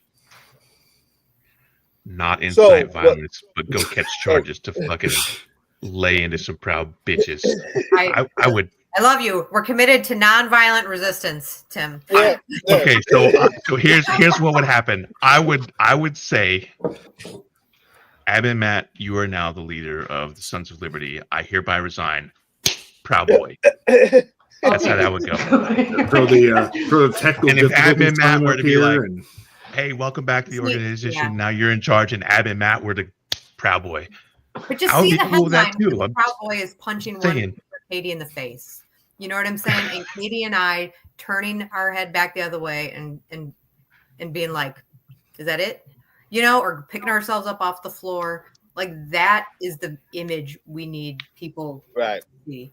And in order to sustain this movement, we've got to really hone in on that, because if we keep veterans get amped, and we have to look at it very, very easily. Give them some Black Rifle coffee companies. So, but if we want to look at the arc of this movement and sustain this over the long haul, we can't be angry. Yeah. Right? Like, anger is going to wear us out. It's going to wear down our nervous systems. It's going to wear down our minds. It's going to wear down our bodies. So part of Operation Take Up Space in this thing we're going to be kicking off here, hopefully next month. It's about, we're going to act, or we're going to collaborate. We're going to act. We're going to integrate all of this trauma, and then we're going to rest. So if you do a protest, you need to come home and you need to integrate. That may be through movement, through yoga, through something, and then you need to rest, and then you can repeat. You cannot continue in this cycle of continuing to, let's say it is civil disobedience. You can't just do that all of the time. It is so, so important. Civil disobedience is like taking a heat round, right? And if you get shot in battle, you're going to be pissed off that you're shot.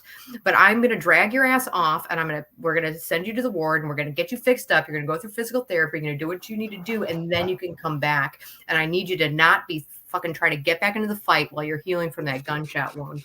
So it's so important for us to notice, do I have a gunshot wound right now? Am I okay? Can I do this?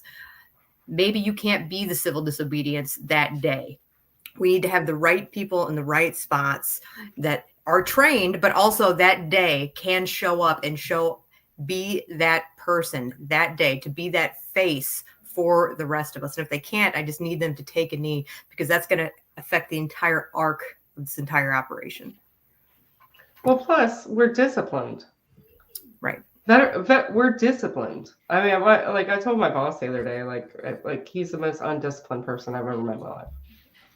Right. And I, like I said, I work in construction, and I get so mad because nobody's disciplined. And that's the point, right? Is we are disciplined. We have the ability to No.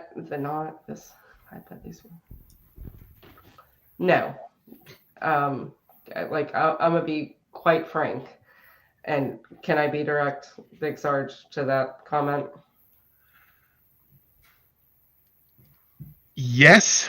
So I tagged it because I want to address it, but I'm obviously you can as a member of the live stream you can also address it. I didn't post this. The same as with Diana's comment. I didn't post this to like go off, but it is a topic. Oh no, I'm just gonna address it, right? Like, absolutely. Nonviolence matters. If you look at any large movement that has ever worked in this country, it has been non-violent, right? That's why education matters in history. Non-violence and a committal to it works. I don't say the same thing about Ukraine. They're being actively invaded by a foreign entity, and they have every right to protect themselves. 100%. Right now in this country, we are not being violently attacked by the Trump administration. They're not shooting at us. And so, and I was going to say that. I was going there. Yet. Knock on wood. And I mean, I'll be the first one to say, the first shot fired, all fucking bets are off. Right? Like, all bets are off. If you, I mean, if you come to a veteran-led protest and a veteran gets shot, you think a committal to nonviolence is going to work? It's just not. At that point, if you kill one of our own, all bets are off. And it's just point blank. Right. But the history shows nonviolence works, because once you get violent, that gives the other side every reason in the world to tell people not to join. Don't believe them. They're out there beating people up and breaking shit. But if we're getting dragged away in handcuffs from a VA because we've decided to go in there with Black veteran pictures and trans veteran and taping it to the goddamn wall, and we're getting dragged out and beat by cops, that's a better image than combat veterans and non-combat veterans with guns pointed at people. That is going to deter this entire movement, is going to train wreck it, and nobody is ever going to fucking thank us for our service again. And that's point blank. So aside from the massive I mean, it's not even apples and oranges. It's like, like you said, Ukraine got violently invaded, and we're not at that stage. But here's the thing. Don't mistake nonviolence for I'm going to sit there and let you beat me. With the veteran community, that fucking part. The second that you throw down on a veteran, every other veteran worth their fucking DD-214 or whatever the equivalent is for guard and reserves, your formal letter of release, whatever it's called.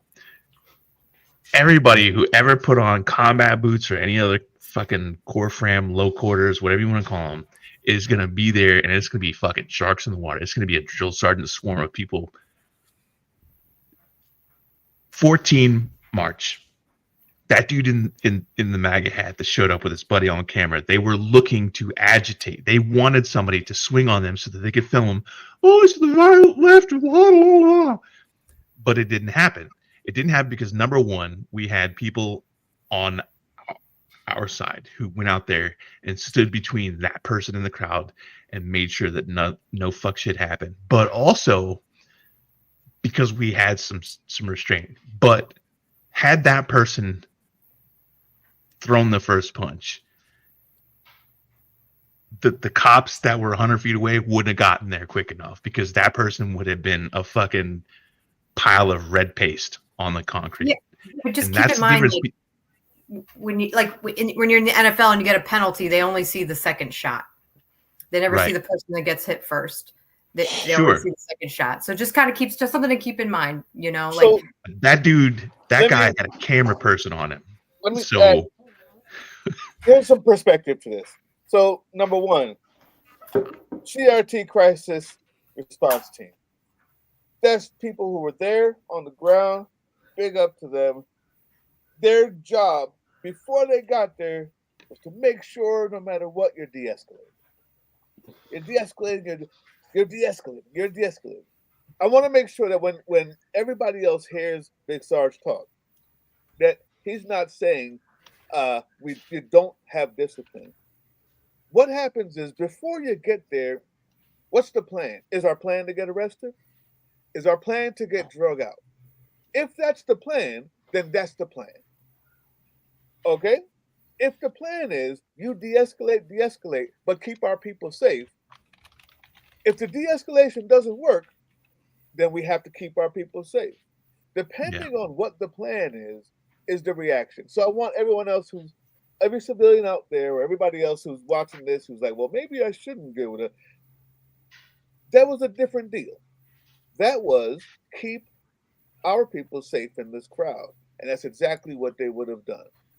If the plan is, we're here for nonviolent disruption, we're here for civil disobedience, and our plan is to chain ourselves here, our plan is to get drug out, you need training to understand what the different plans are and how to react to them. But we can be both. So I just want to make that clear for everybody to understand, because I know I'm going to get it tomorrow from, well, what did he mean by such and such? That's what we mean.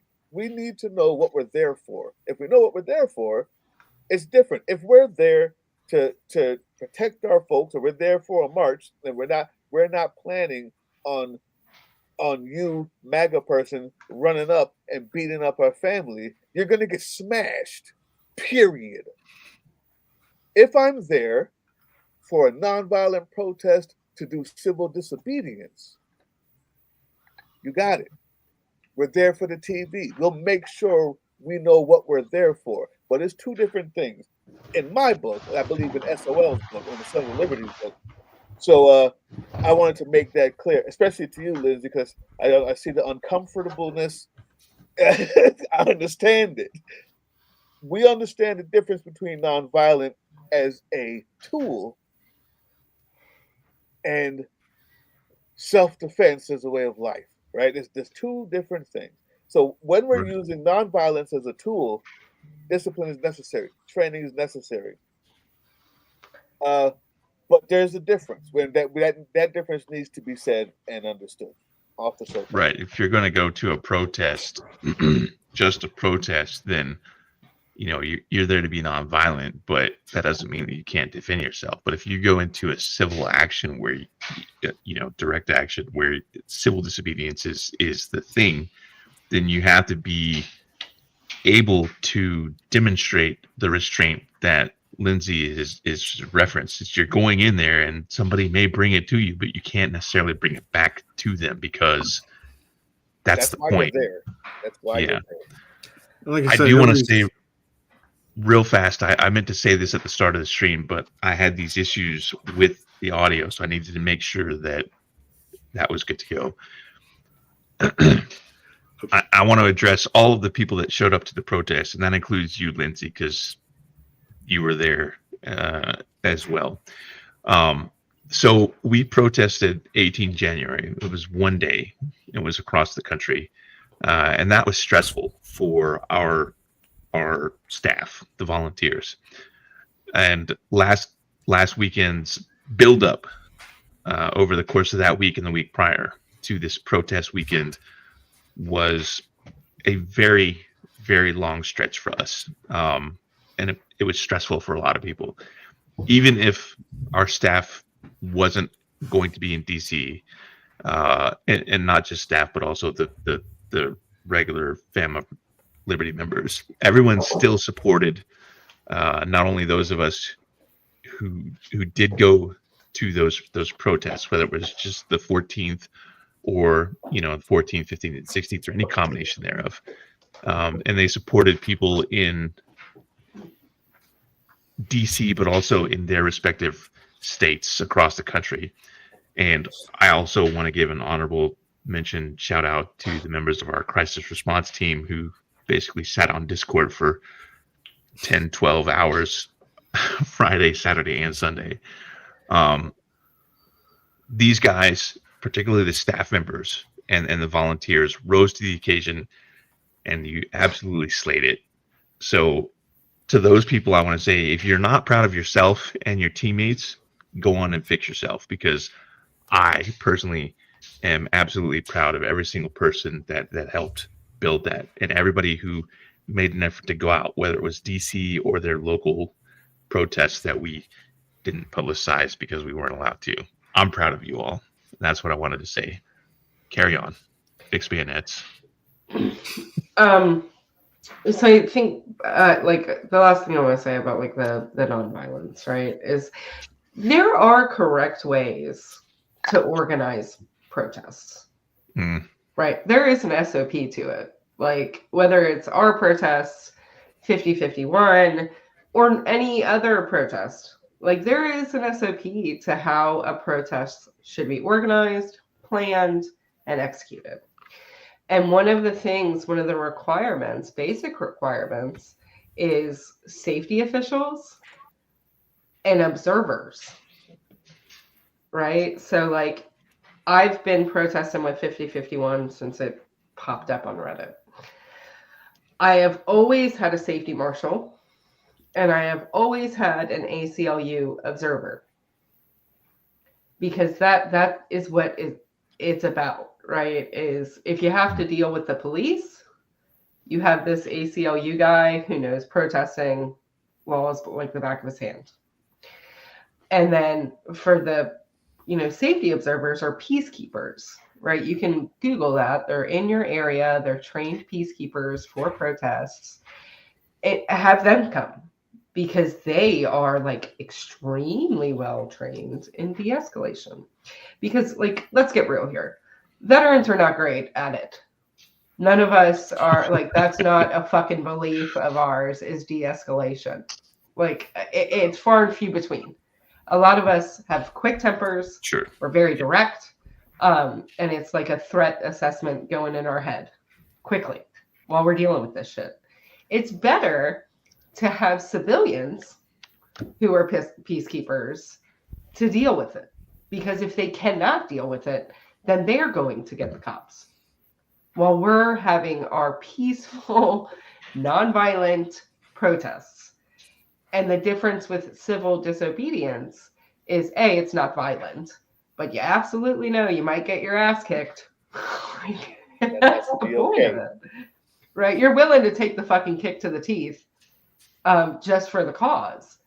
But like at a protest, like protest should be nonviolent. And there are steps to ensure that it is non-violent with peacekeepers and ACLU observers. Because if the police try to infringe on your civil liberties, you got lawyers that are like, well, let me see your supervisor, let me talk to your captain, let's call the police chief, like this is all within the law. And I think that's it, right? Is that you have to follow the standard operating procedure for protesting for it to work. And Lindsey, also, you mentioned. Sorry, Matt, go ahead. I was going to say, and also just making sure that we're all on the same page about peaceful protest versus being protective. And when those things happen, you don't want to all be standing there ignoring some mega guy and someone behind you just Leroy Jenkins through the crowd to go get at the guy. Just rah! Just seeing someone in particular with a giant Sons of Liberty flag flying through. I just have that vision in my head. No, you don't. I know. Never happened. Never happened. Never happened. The point is, if it's organized correctly, you have a team there to de-escalate and to ensure that those things don't happen. I don't want anyone on my team to be stabbed by somebody with a red hat. That just can't happen. More importantly, they won't get that close because somebody's watching. Somebody sees this. They see an action. Somebody will wall it off. They'll get in between. And the idea is to ensure we keep the safety. And like I when the police are doing something, that's way different. There's nobody going to engage the police. That's the civil disobedience. When somebody on the sidewalk wants to do something dangerous to you, you need to make sure that you have people there who can see that before it happens and stop it before it happens.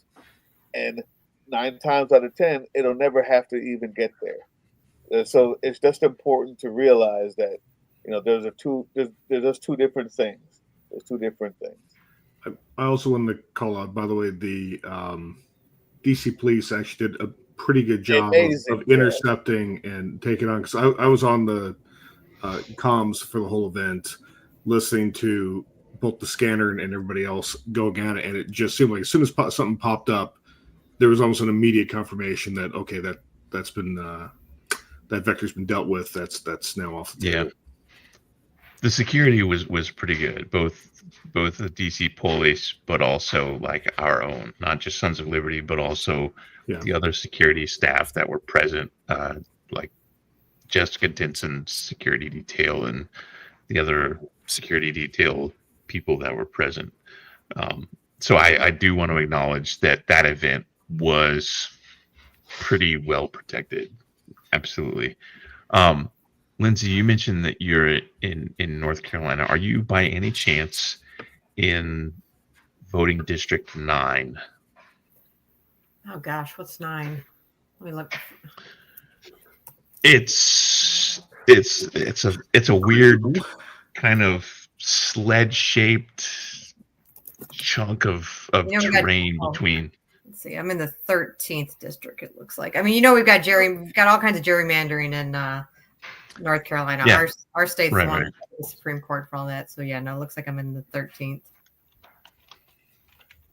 Let me look at that real fast because I think I might be 13th congressional district.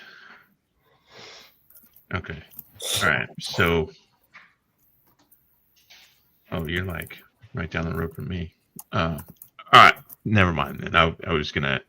So we've had as a guest on our live stream, Richard Ojeda, a former presidential candidate and West Virginia congressperson, who's also a U.S. Army veteran, a retired major, and he's running for office for NC District 9 as a that's right next door. the- That's like Moore, Hoke, Alamance County. That's right next door. Right. Well, scrap that idea then. My little gears were turning. The small, tiny brass dwarven gears in my brain were like, I smell smoke. yeah. Wait, what does that smoke smell like? Because it smells dank. Anyway.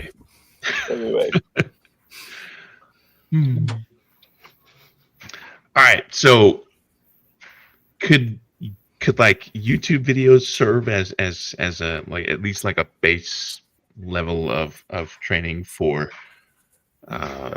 training people on civil disobedience and staying absolutely nonviolent? Do you think that would work? Or should it be like an in-person thing? I mean, I don't think it would work. Yeah. Yeah. I think you could do it on Zoom. I mean, Zoom. Yeah, okay. Or wherever. I could see that, right.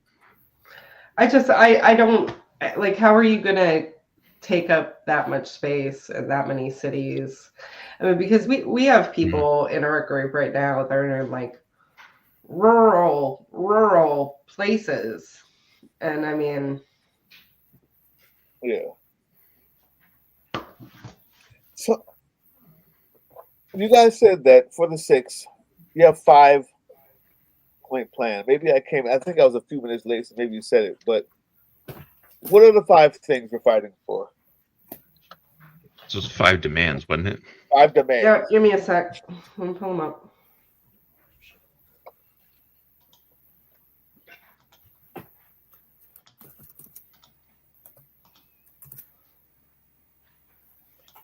And do you guys run these chapters separately, or are you guys like working together for the veterans portion of 50-51? We all work together. I'm sure once we get big enough that we'll break out into state chapters. But right now it's just trying to get people like trained to know how to organize protest, how to, stay on task, how to do certain things. And then once we get that figured out, then we'll absolutely, go into state chapters. I think when 5051 like started, it grew so quickly that they had no choice. But as Tim pointed out, it's 0.45% of the population that are veterans.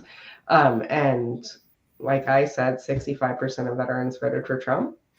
That the population as of right now is going to be tiny enough that we can keep it as a collective until we grow it. And our group is open to families too. We voted on that. It's veteran and veterans families. But all right, our 5 demands. Number 1 is no more cuts to the VA. Rehire fired employees and fully fund the PACT Act. Number 2 is ensure VA support, healthcare, and counseling for MST survivors. Number 3 is overturn the trans ban and ensure full healthcare access for trans veterans and active duty members. Number 4 is restore protections for diversity, equity, inclusion, and accessibility in the VA and DoD. And number 5 is protect democracy, restore diplomatic norms, and maintain strong alliances with global democratic leadership. Maintain strong alliance with democratic leadership. Democratic. You want me to expound? Yeah, democratically elected leadership or democratic global. Leadership? Oh, global. Okay, global. Like on a global scale, like that one. So here I can expound on it. Diplomatic norms. The United States has historically led global efforts to promote democracy, but recent shifts towards authoritarianism and attacks on democratic institutions pose risks to our national security. The importance of alliances. Alliances such as NATO are critical for U.S. military strategy, deterring threats from hostile nations and ensuring global stability. And opposition to authoritarian regimes.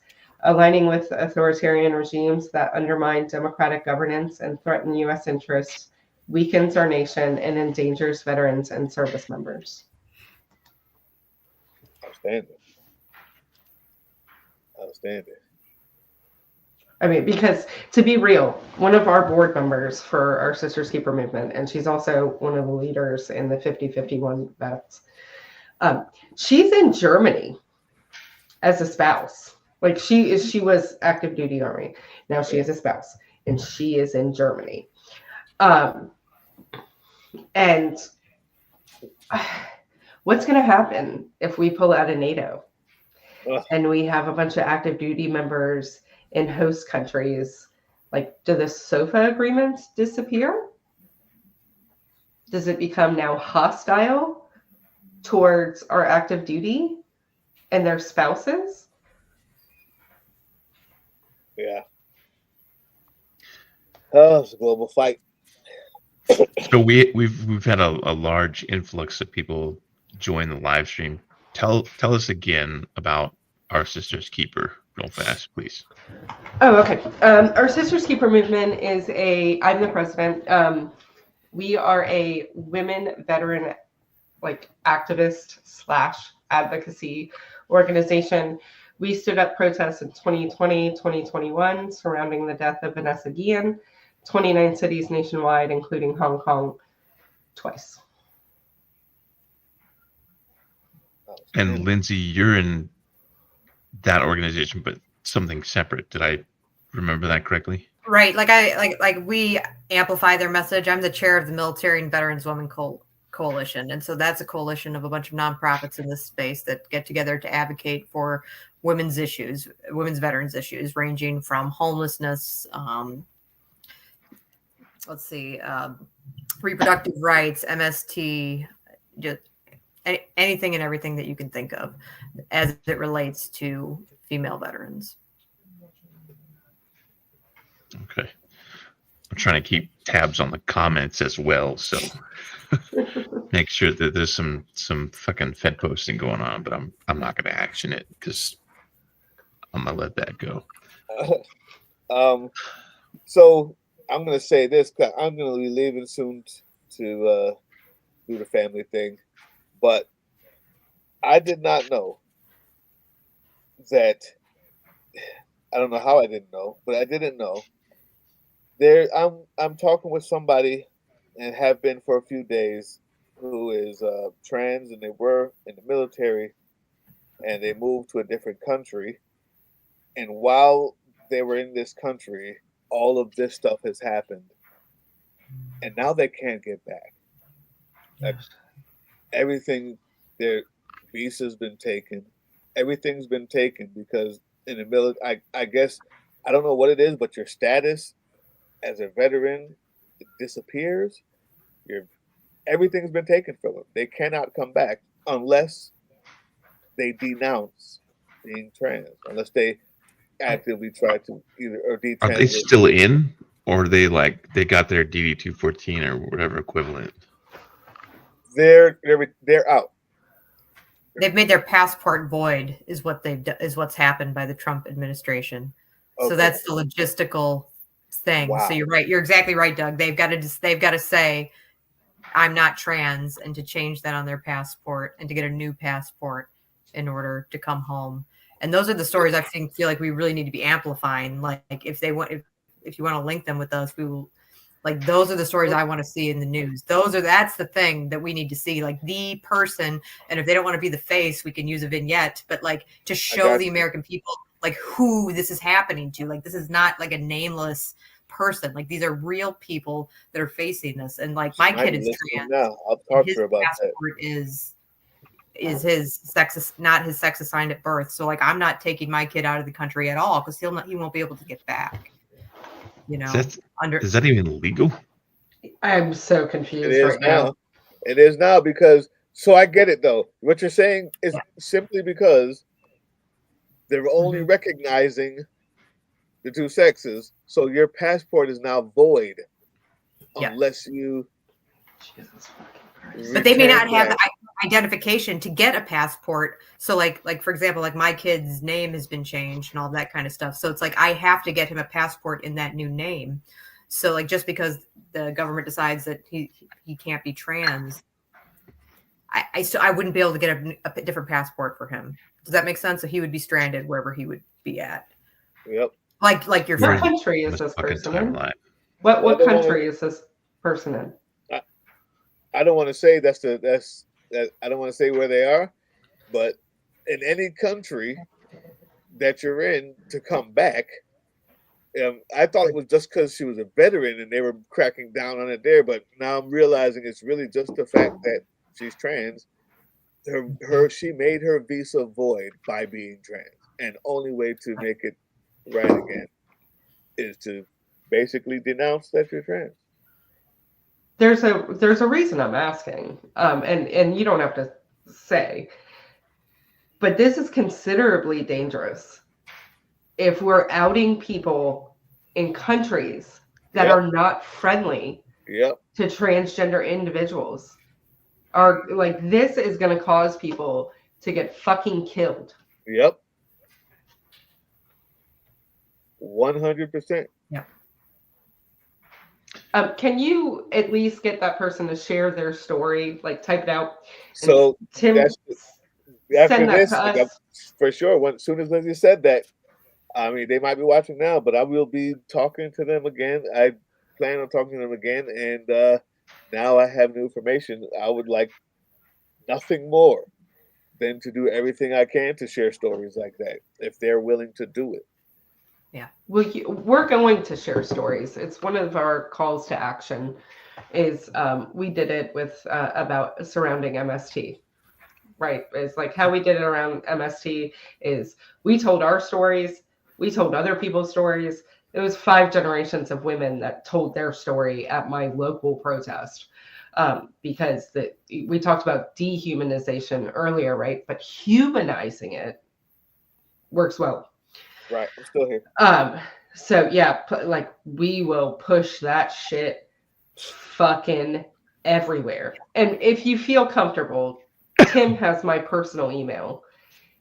Send me the country. And the reason I'm asking for that is there are more ways than one to get someone out of a country. I got you. I would. Road strike team. I'm down. Let's go. There are more than one way. Oh, Yeah, like, right. and let's be fucking honest here. If that is our battle buddy, like everybody on this call, everybody fucking watching the live stream, contact people about this, because like I didn't know that was an issue, right? Like I didn't know until I've been speaking to this person. So we have service members trapped in foreign countries. Are you fucking kidding? No. What I would love to do is talk to you guys more about telling that story and exactly what the whole thing is about. Well, not on here, and you will be very intrigued by that story. I'll start a group email with Katie and Lindsey and Doug and myself, and we'll take it offline. Yeah. I mean, we can continue talking about it here. I just mean, like, for as an action item, we'll do that. Actually, let me do that right now. What we're like, as an attorney, what I'm advising the LGBTQ community now is to there's a significant risk to start changing your documents, and we're advising them to not until Trump's gone. Yeah. And if you don't have the gender markers on your passports and things like that for your sex assigned at birth, then we're advising you not to travel out of the country. You know, like there's the risk is significant, and we can't guarantee that anybody's protected, and particularly since trans people are being actively targeted, outed, yeah, searched for, right, searched for. I mean, it is not a game. We know logically that this is happening. We know that this was the rule. We heard when they passed this bill. We heard when they passed that one. When you see it, when you hear the story, when you see the face, and you realize, like El Salvador, like maybe they play music over that and think it's funny, but when I saw it, it's nothing but triggering. Like, wow.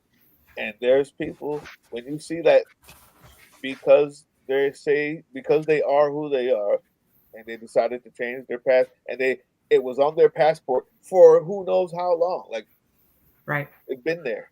Oh. Can't come back. We know that in the instance with the green card holder who was coming back into Boston at Logan International, and they used that as an opportunity to grab him. They straight up grabbed him. They tortured him. Yep. If he didn't end up in the hospital, we'd never even know. Yep. So I can imagine that, and that was a passing man. He was, as far as I've heard, not a trans person. They're going to be much worse with the trans community. He was in the States lawfully on a green card. Yeah. And the Trump administration has given a green light to exercise basically state violence against anyone that comes within this gray zone, if you will.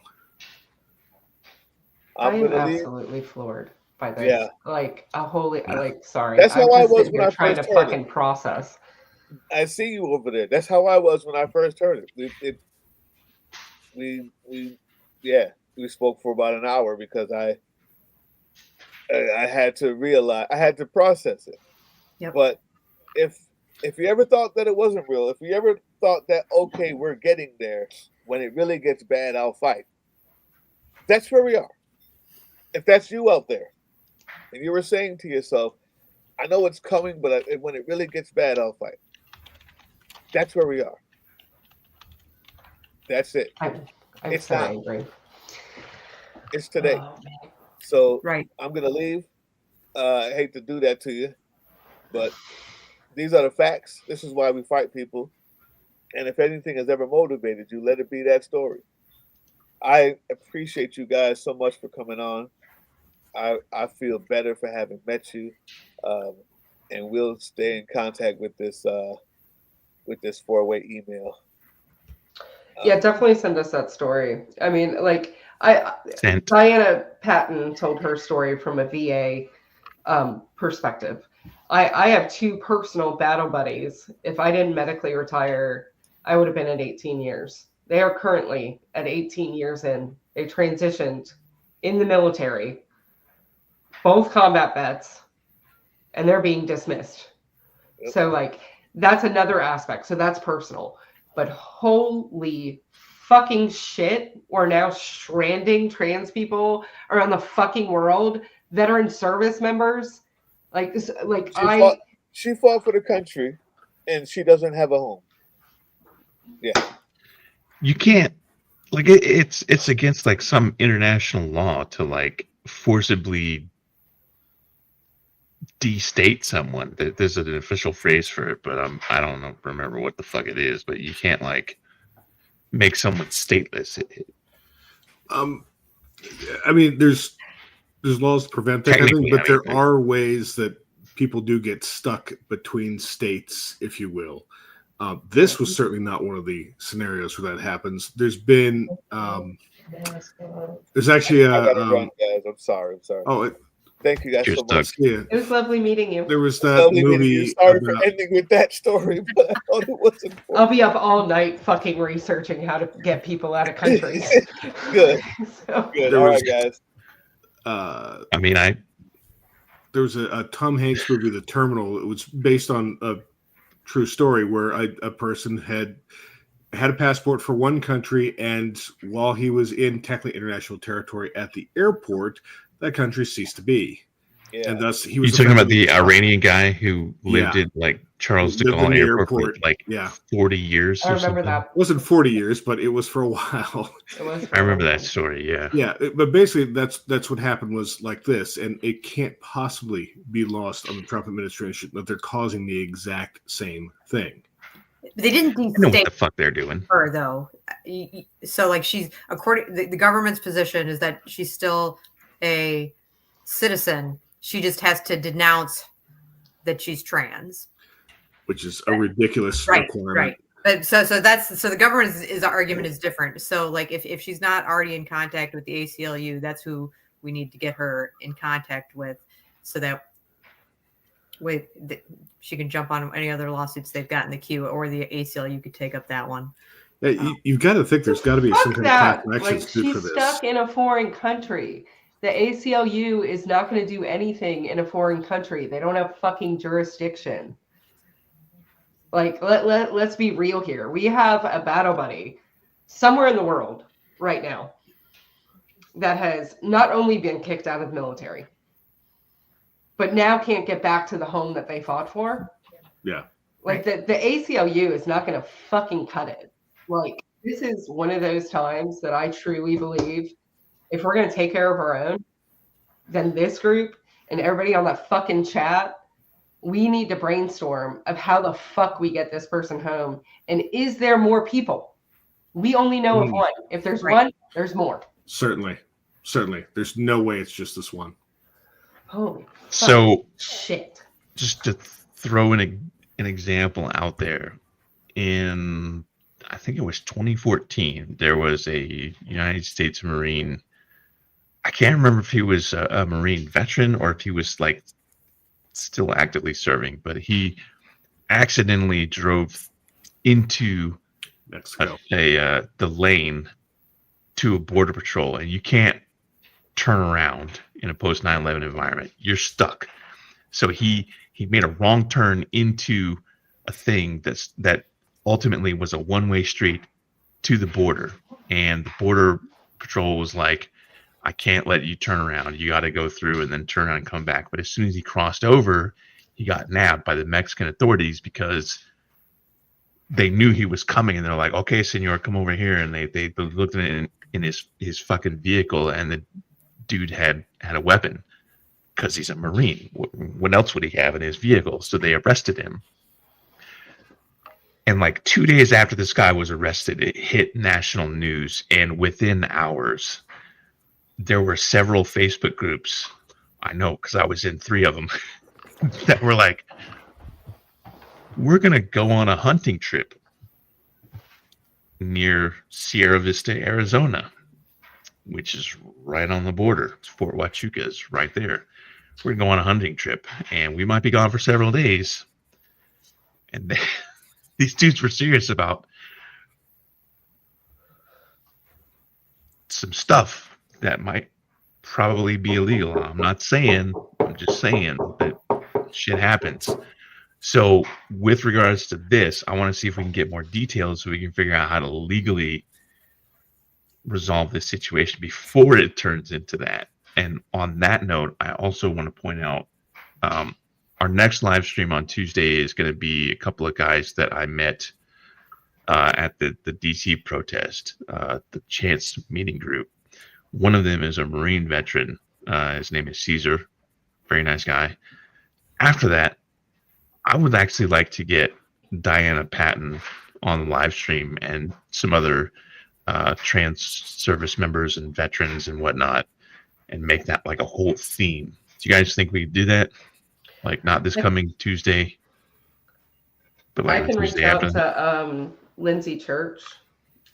Lindsey knows her as well. She runs Minority Veterans of America. She'd probably be a good one to. She deals in that. That might be a good contact for you. That would be April 1st. I just realized it's the start of Confederate Heritage Month. And Lindsay's pronouns are they, them, just as a heads up.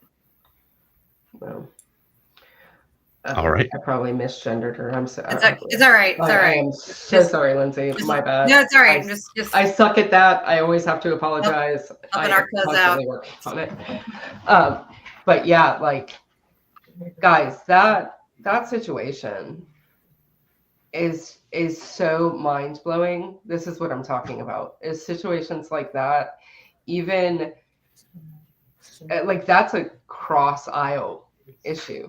Is that I hope It should be that people have enough fucking humanity to be like, yeah, we probably shouldn't strand people in other countries. Yeah, you know what I'm saying? Expecting any kind of empathy from the empathy is a sin crowd.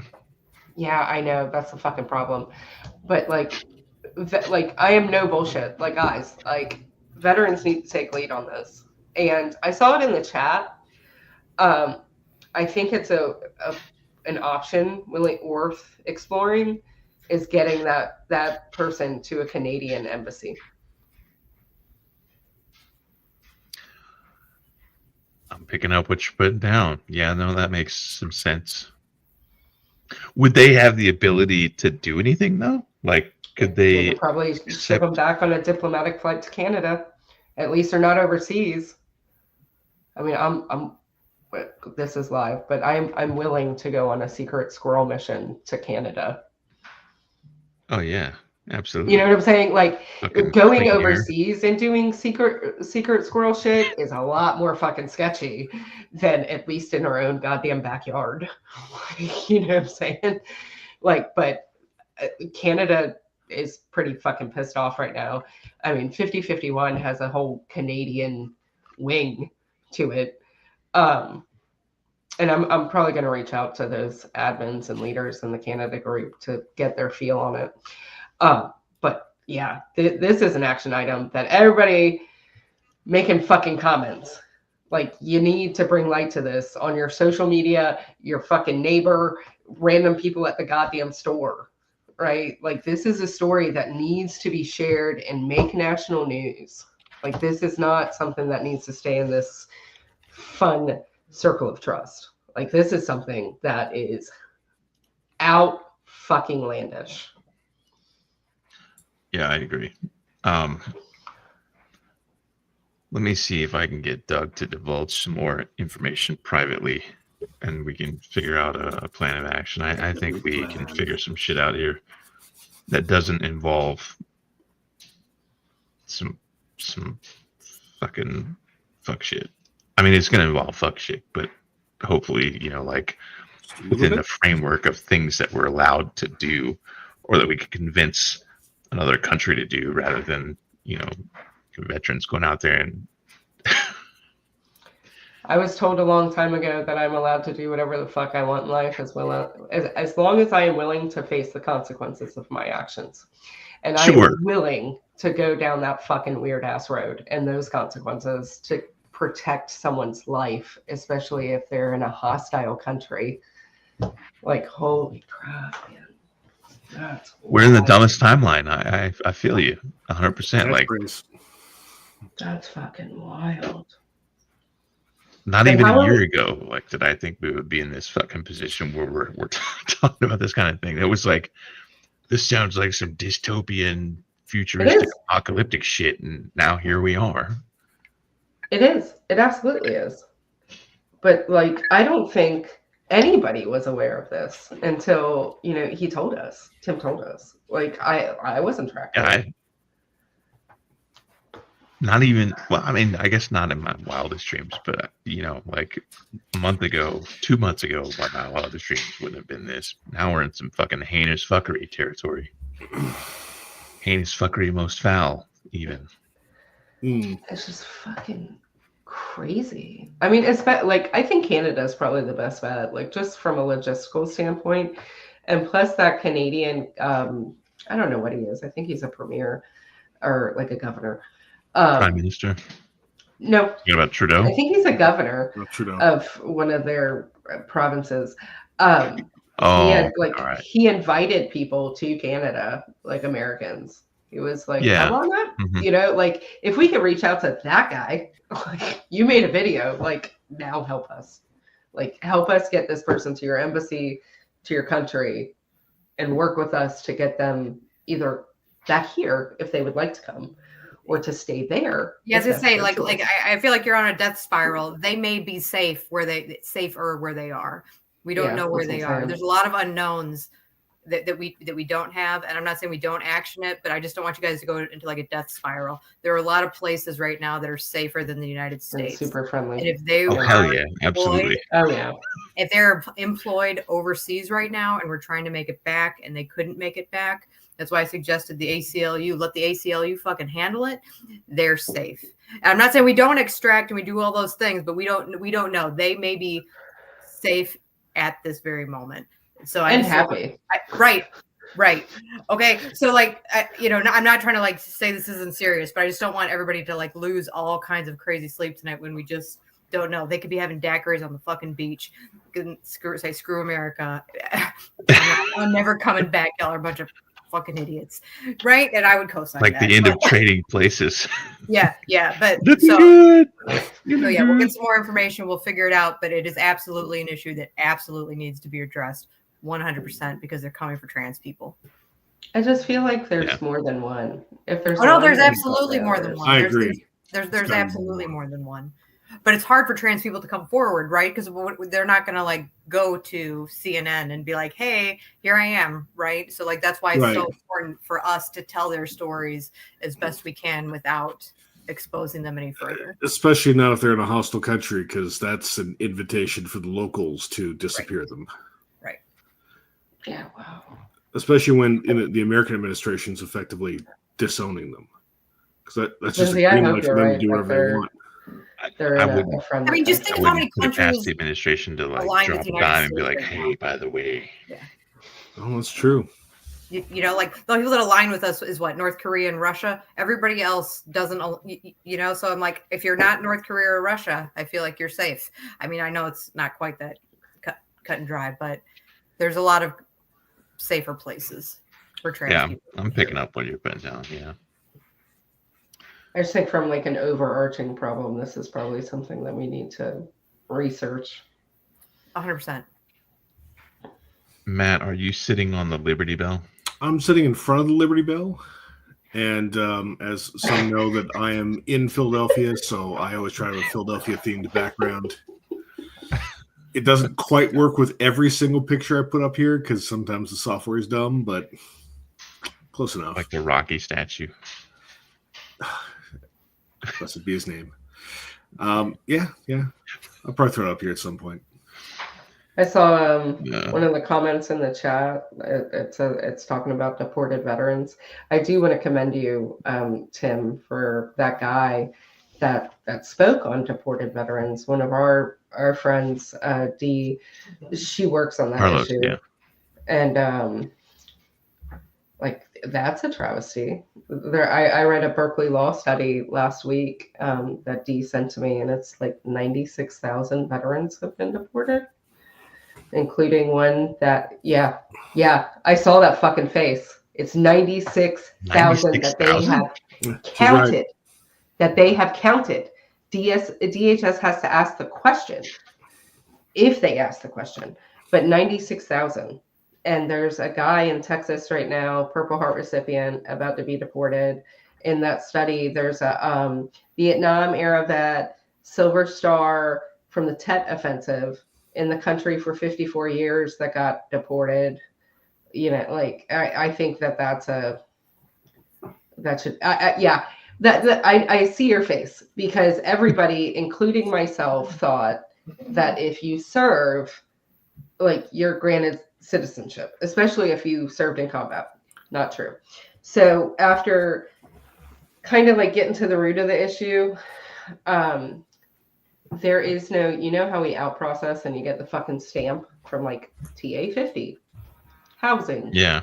Mm-hmm. You know? You're clearing papers and then they. Yeah, as you're out processing. There's no stamp for JAG to check whether they ever applied and were granted citizenship. So that's an issue that I'm willing to like address. I'm sure Pete Hegseth doesn't give a fuck, but it can be a base commander policy or post commander or whatever. Unless you have booze and a husband and he can fuck you and then he cares. True. That is true. That is true. It is true. But yeah, 96,000. Y'all fucking amplify that. 96,000 deported vets right now in this country. Many served in combat, all for weird shit. Like, Tim, I'll send you it's 27 pages, the study. But read it, man. Like, it's fucking wild. It is wild, because the VA does have like an overseas healthcare program where you can come back from like Mexico to go to the VA and stuff like that, even for deported veterans. But the problem is that like in the study, they like capitulated all the data, and it's up to that one border agent to let them in. And there's been plenty of instances recorded where they're like, "Oh, you're not dying? I'm not letting you back." It's wild. Yeah. There's supposed to be a covenant between a country and its veterans that those who have served allegedly are owed care, are owed to be made whole, or as near as whole as the state can possibly make a person for the rest of their lives, because they put their lives in the hands of the state. And that's just an American thing. That is how this has gone for centuries, and oftentimes is the only way to ensure some kind of care later in life. That was the big draw, the big carrot to bring people into it. Now to just yank that away, surprise, no carrot. That's betrayal. It's oath breaking. I saw a few comments. The study, you can fucking Google it. Berkeley Law, deported veterans. It's the first PDF that pops up. It's worth the read. I mean, because if we're talking about outlandish fucking shit, like people being stranded, deported veterans is fucking outlandish. I mean, because the Tet Offensive, Vietnam vet, right? Why he was deported was for a small possession charge 15 years prior. Wow. It's like a misdemeanor that fucking expires. Like a 15-year-old misdemeanor. What is this fucking NBC Dateline with Chris? What's his nut? The fuck? That joke is probably going to be lost on some people. So, To catch a predator. Yeah. I've seen it. But yeah, I mean, that's something everybody should amplify. Sons of Liberty, all amplify that issue, because it's just, we're being fucked all over the place. Like, and it's one of those things. And, Tim, you're on my personal Facebook page. Like, the lack of give a fuck while simultaneously thanking us for our service. Like, I don't know about y'all, but I'm fucking over it. I mean, Memorial Day is May 26th, I think. I have to look at a calendar, but I mean, it's gonna be lit. I'm gonna get defriended by a bunch of people because I'm gonna say some shit.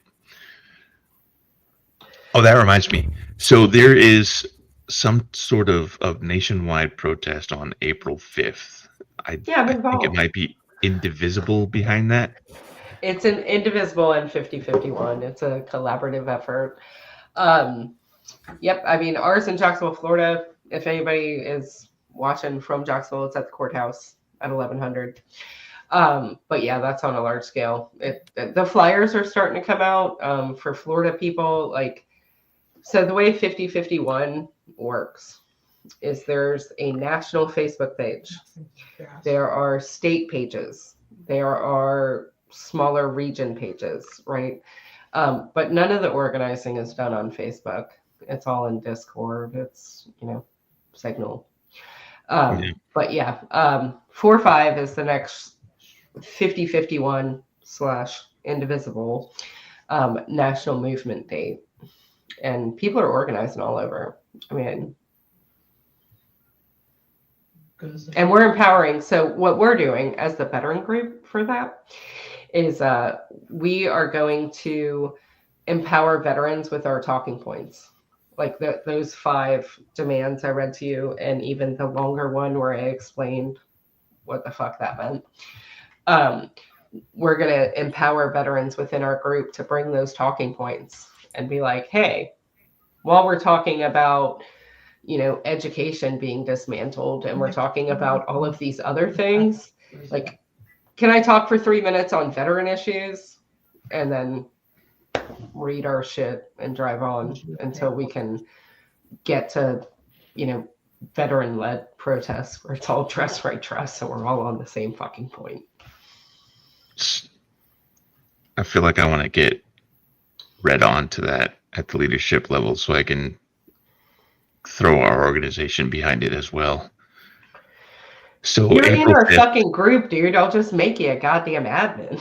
Like, I don't give a fuck. I'll be admin Tim. I don't give a fuck. Yeah, there's the thing I can't. I don't know. I don't have the bandwidth to pay attention to every single piece of social media. I can't even keep up my YouTube comments anymore. I'll throw you in, dude. Like, and it is what it is, right? Like, I want our organization. It's 5051 is not an organization. 5051 Vet Group is made up of smaller organizations like the Coalition, like our Sisters Keeper movement. Diana Patton, who you want to have on, she's with Defense of Our Democracy. Yeah. And Defense of Democracy. Let me get that correct. And that's what I'm trying to do in the 5051 space, is bring Sons of Liberty, Common Defense, Minority Veterans of America, just under a fucking umbrella. Like, and we all are dress right dress. We all agree to the same fucking things.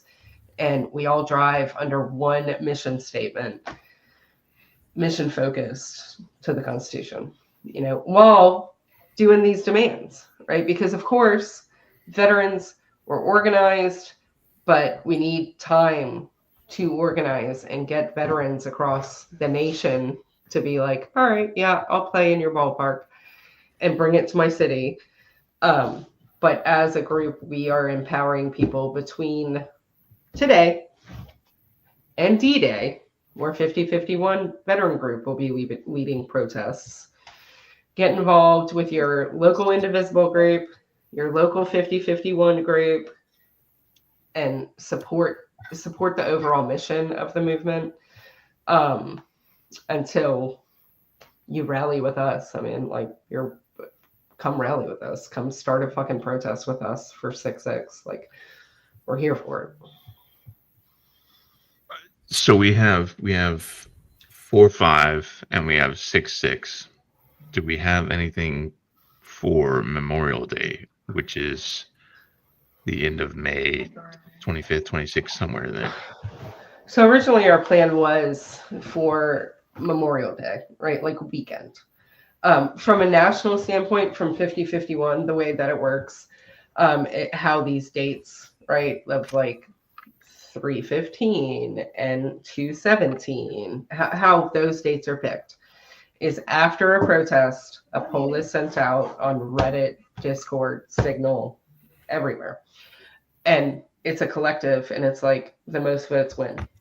So it was 4/5. Now, the veteran group, we discussed doing it for Memorial Day. I asked, can we not? And it was a personal ask, and the leadership team, I think there's like 7 or 8 of us on it. I am heavily involved in Memorial Day activities here locally, and it's a weekend thing. It's like Saturday I go to a breakfast, Sunday I do something, and Monday I am at the wall. Because like I said, my personal battle buddy is on the wall. So I go lay a wreath every Memorial Day for her. And then D-Day came up because it's only like a week later. And I was like, fuck yeah. That sounds like a great storming the beaches kind of day.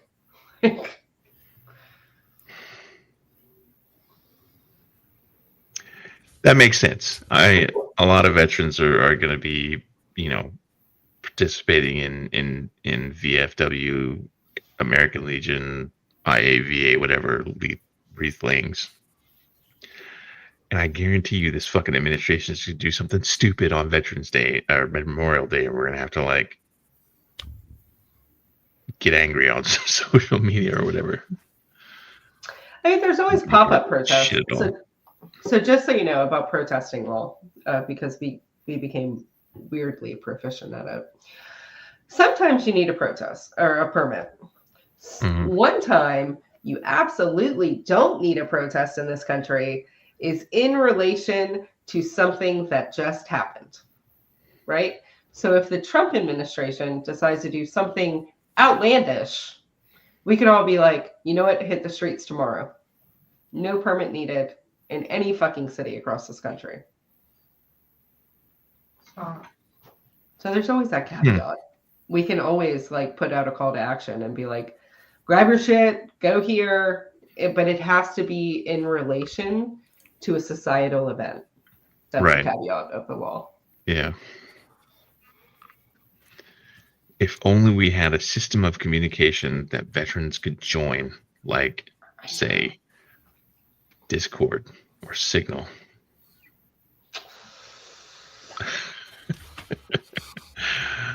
Oh, God. If only such a thing existed, right? Yeah. Yes, to whoever said you didn't know that in the chat, that's the law. Like when we did our protests, we researched heavily into protesting laws because like we were protesting a pretty adverse issue where I got death threats, I got doxxed, I had a male veteran show up at my house. So we had to research heavily to know when you can and when you can't, how you got to do it legally.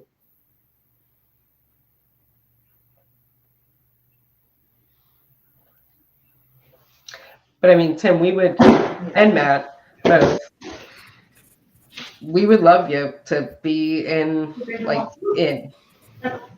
come protest with us. Come, stand shoulder to shoulder with us in the trenches. I mean, I like getting loud, so. Bet. Let's fucking do it. And everybody on the comment section, come fucking protest with us. That's right. I mean, we can't wait to see you. Come lead a protest. We'll get you trained up. We'll, introduce you to people in your area. We got because even if there's not like a veteran group network in that area, 5051 is fucking everywhere. And I'm in the national channel. I'll fucking ask for help. Just fucking get out there and protest, right? But we want it to be dress right dress. That's the thing. Back to the discipline. So does that mean that we have to stand in formation? Because I only remember like a little bit of DNC. So no.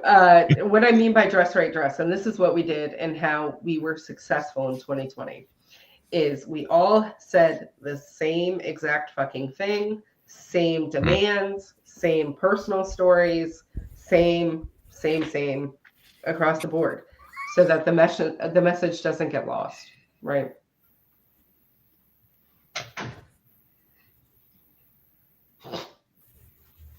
I'm not sure who Tony is in the chat, but it's like that Tony, you're wildly entertaining. You're fun. You're fun. Yeah. You're a fun person. I've already bounced one person. Actually, I bounced two people out of chat already. One before the stream even started, and then one like 10 minutes into the stream. So. Yeah, honestly, and this may sound weird, but it feels like the trolls and harassment have gotten like milder in the last couple of weeks. Like we don't even get the usual number of death threats like we used to. Like, is Mega like not trying anymore, or you guys like? You don't. Yeah. Oh my God. I actually had one today. And you got another one today? Yeah, you remember that text that I showed you? I got like some other fuck shit going on. Yeah. At this point, I'm just like keep promising to show up and just like I know. I'm waiting here. Right. Like, can you give me a time or something? Like this really. I've developed a standard tactic, and that is to like set the little timer on my camera, put my camera on the floor, stand over it, take my pants off, and send them a picture of my cinnamon ring, and be like, kiss it. This is actually Kim's response so far. To every text. Honestly, it's a little disturbing. Gotta be honest. I mean, come on. If you're gonna threaten me with a good time, at least fucking deliver. Jesus, like, I can't be over here like taking care of it myself. You fucking threaten me, then. Oh my God, boys. It used to be they'd come into the chat way more often than they do now.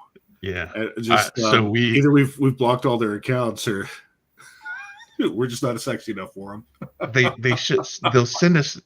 They'll either do it in the comments, like on Facebook or whatever, or they'll send us a message to the Facebook page messenger.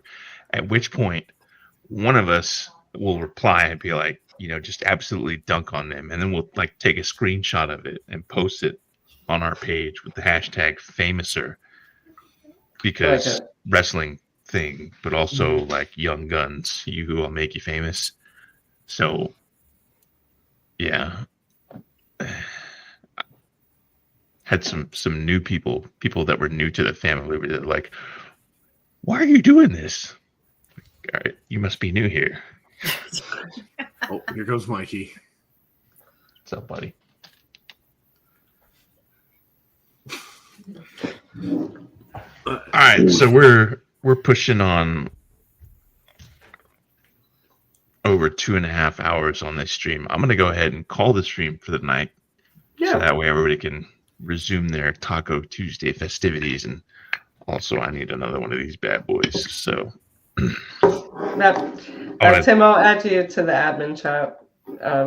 Just so you can just stay abreast of whatever the fuck we're doing.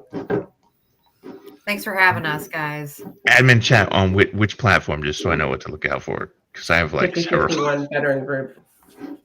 Okay, all right. So that's a Facebook thing. Yeah, I mean, I'll talk offline and add you to the signal. Oh yeah, offline. Got it. Sorry. Wink. I'm thinking about like 8 different things. We're fucking live, my friend. I'm not going to tell you where we are. Like, what the fuck?